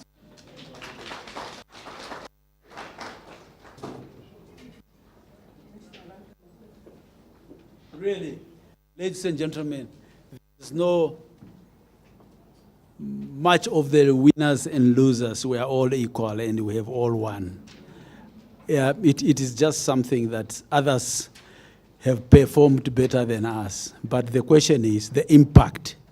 It goes back to the DPM's question, the impact. Will it make impact? Good, thank you.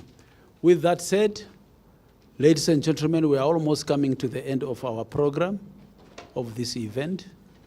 May I ask that we raise through the high table, we raise and stand to observe the singing of the AU and national anthems. And I hope our technicians are getting us ready into that.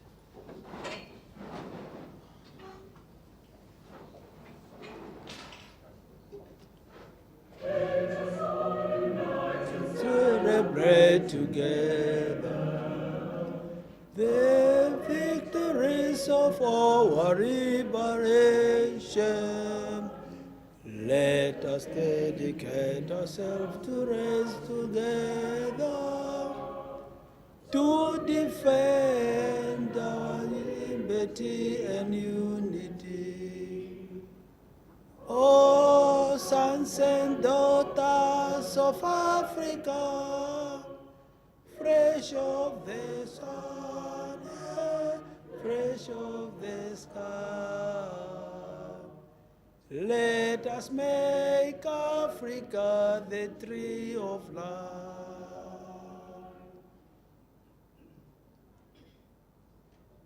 Namibia, land of the brave, freedom fight, with glory to their bravery, whose blood waters our freedom.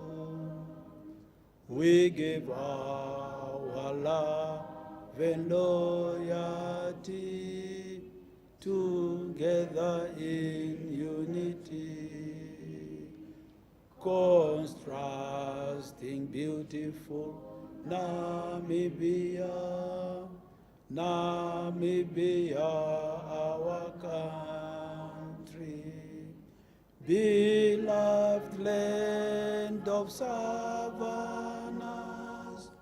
hold high the banner of liberty, Namibia, our country, Namibia, motherland, we love thee.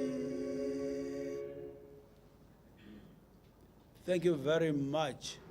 There is refreshment before we go. It is, I want to believe it's served outside there.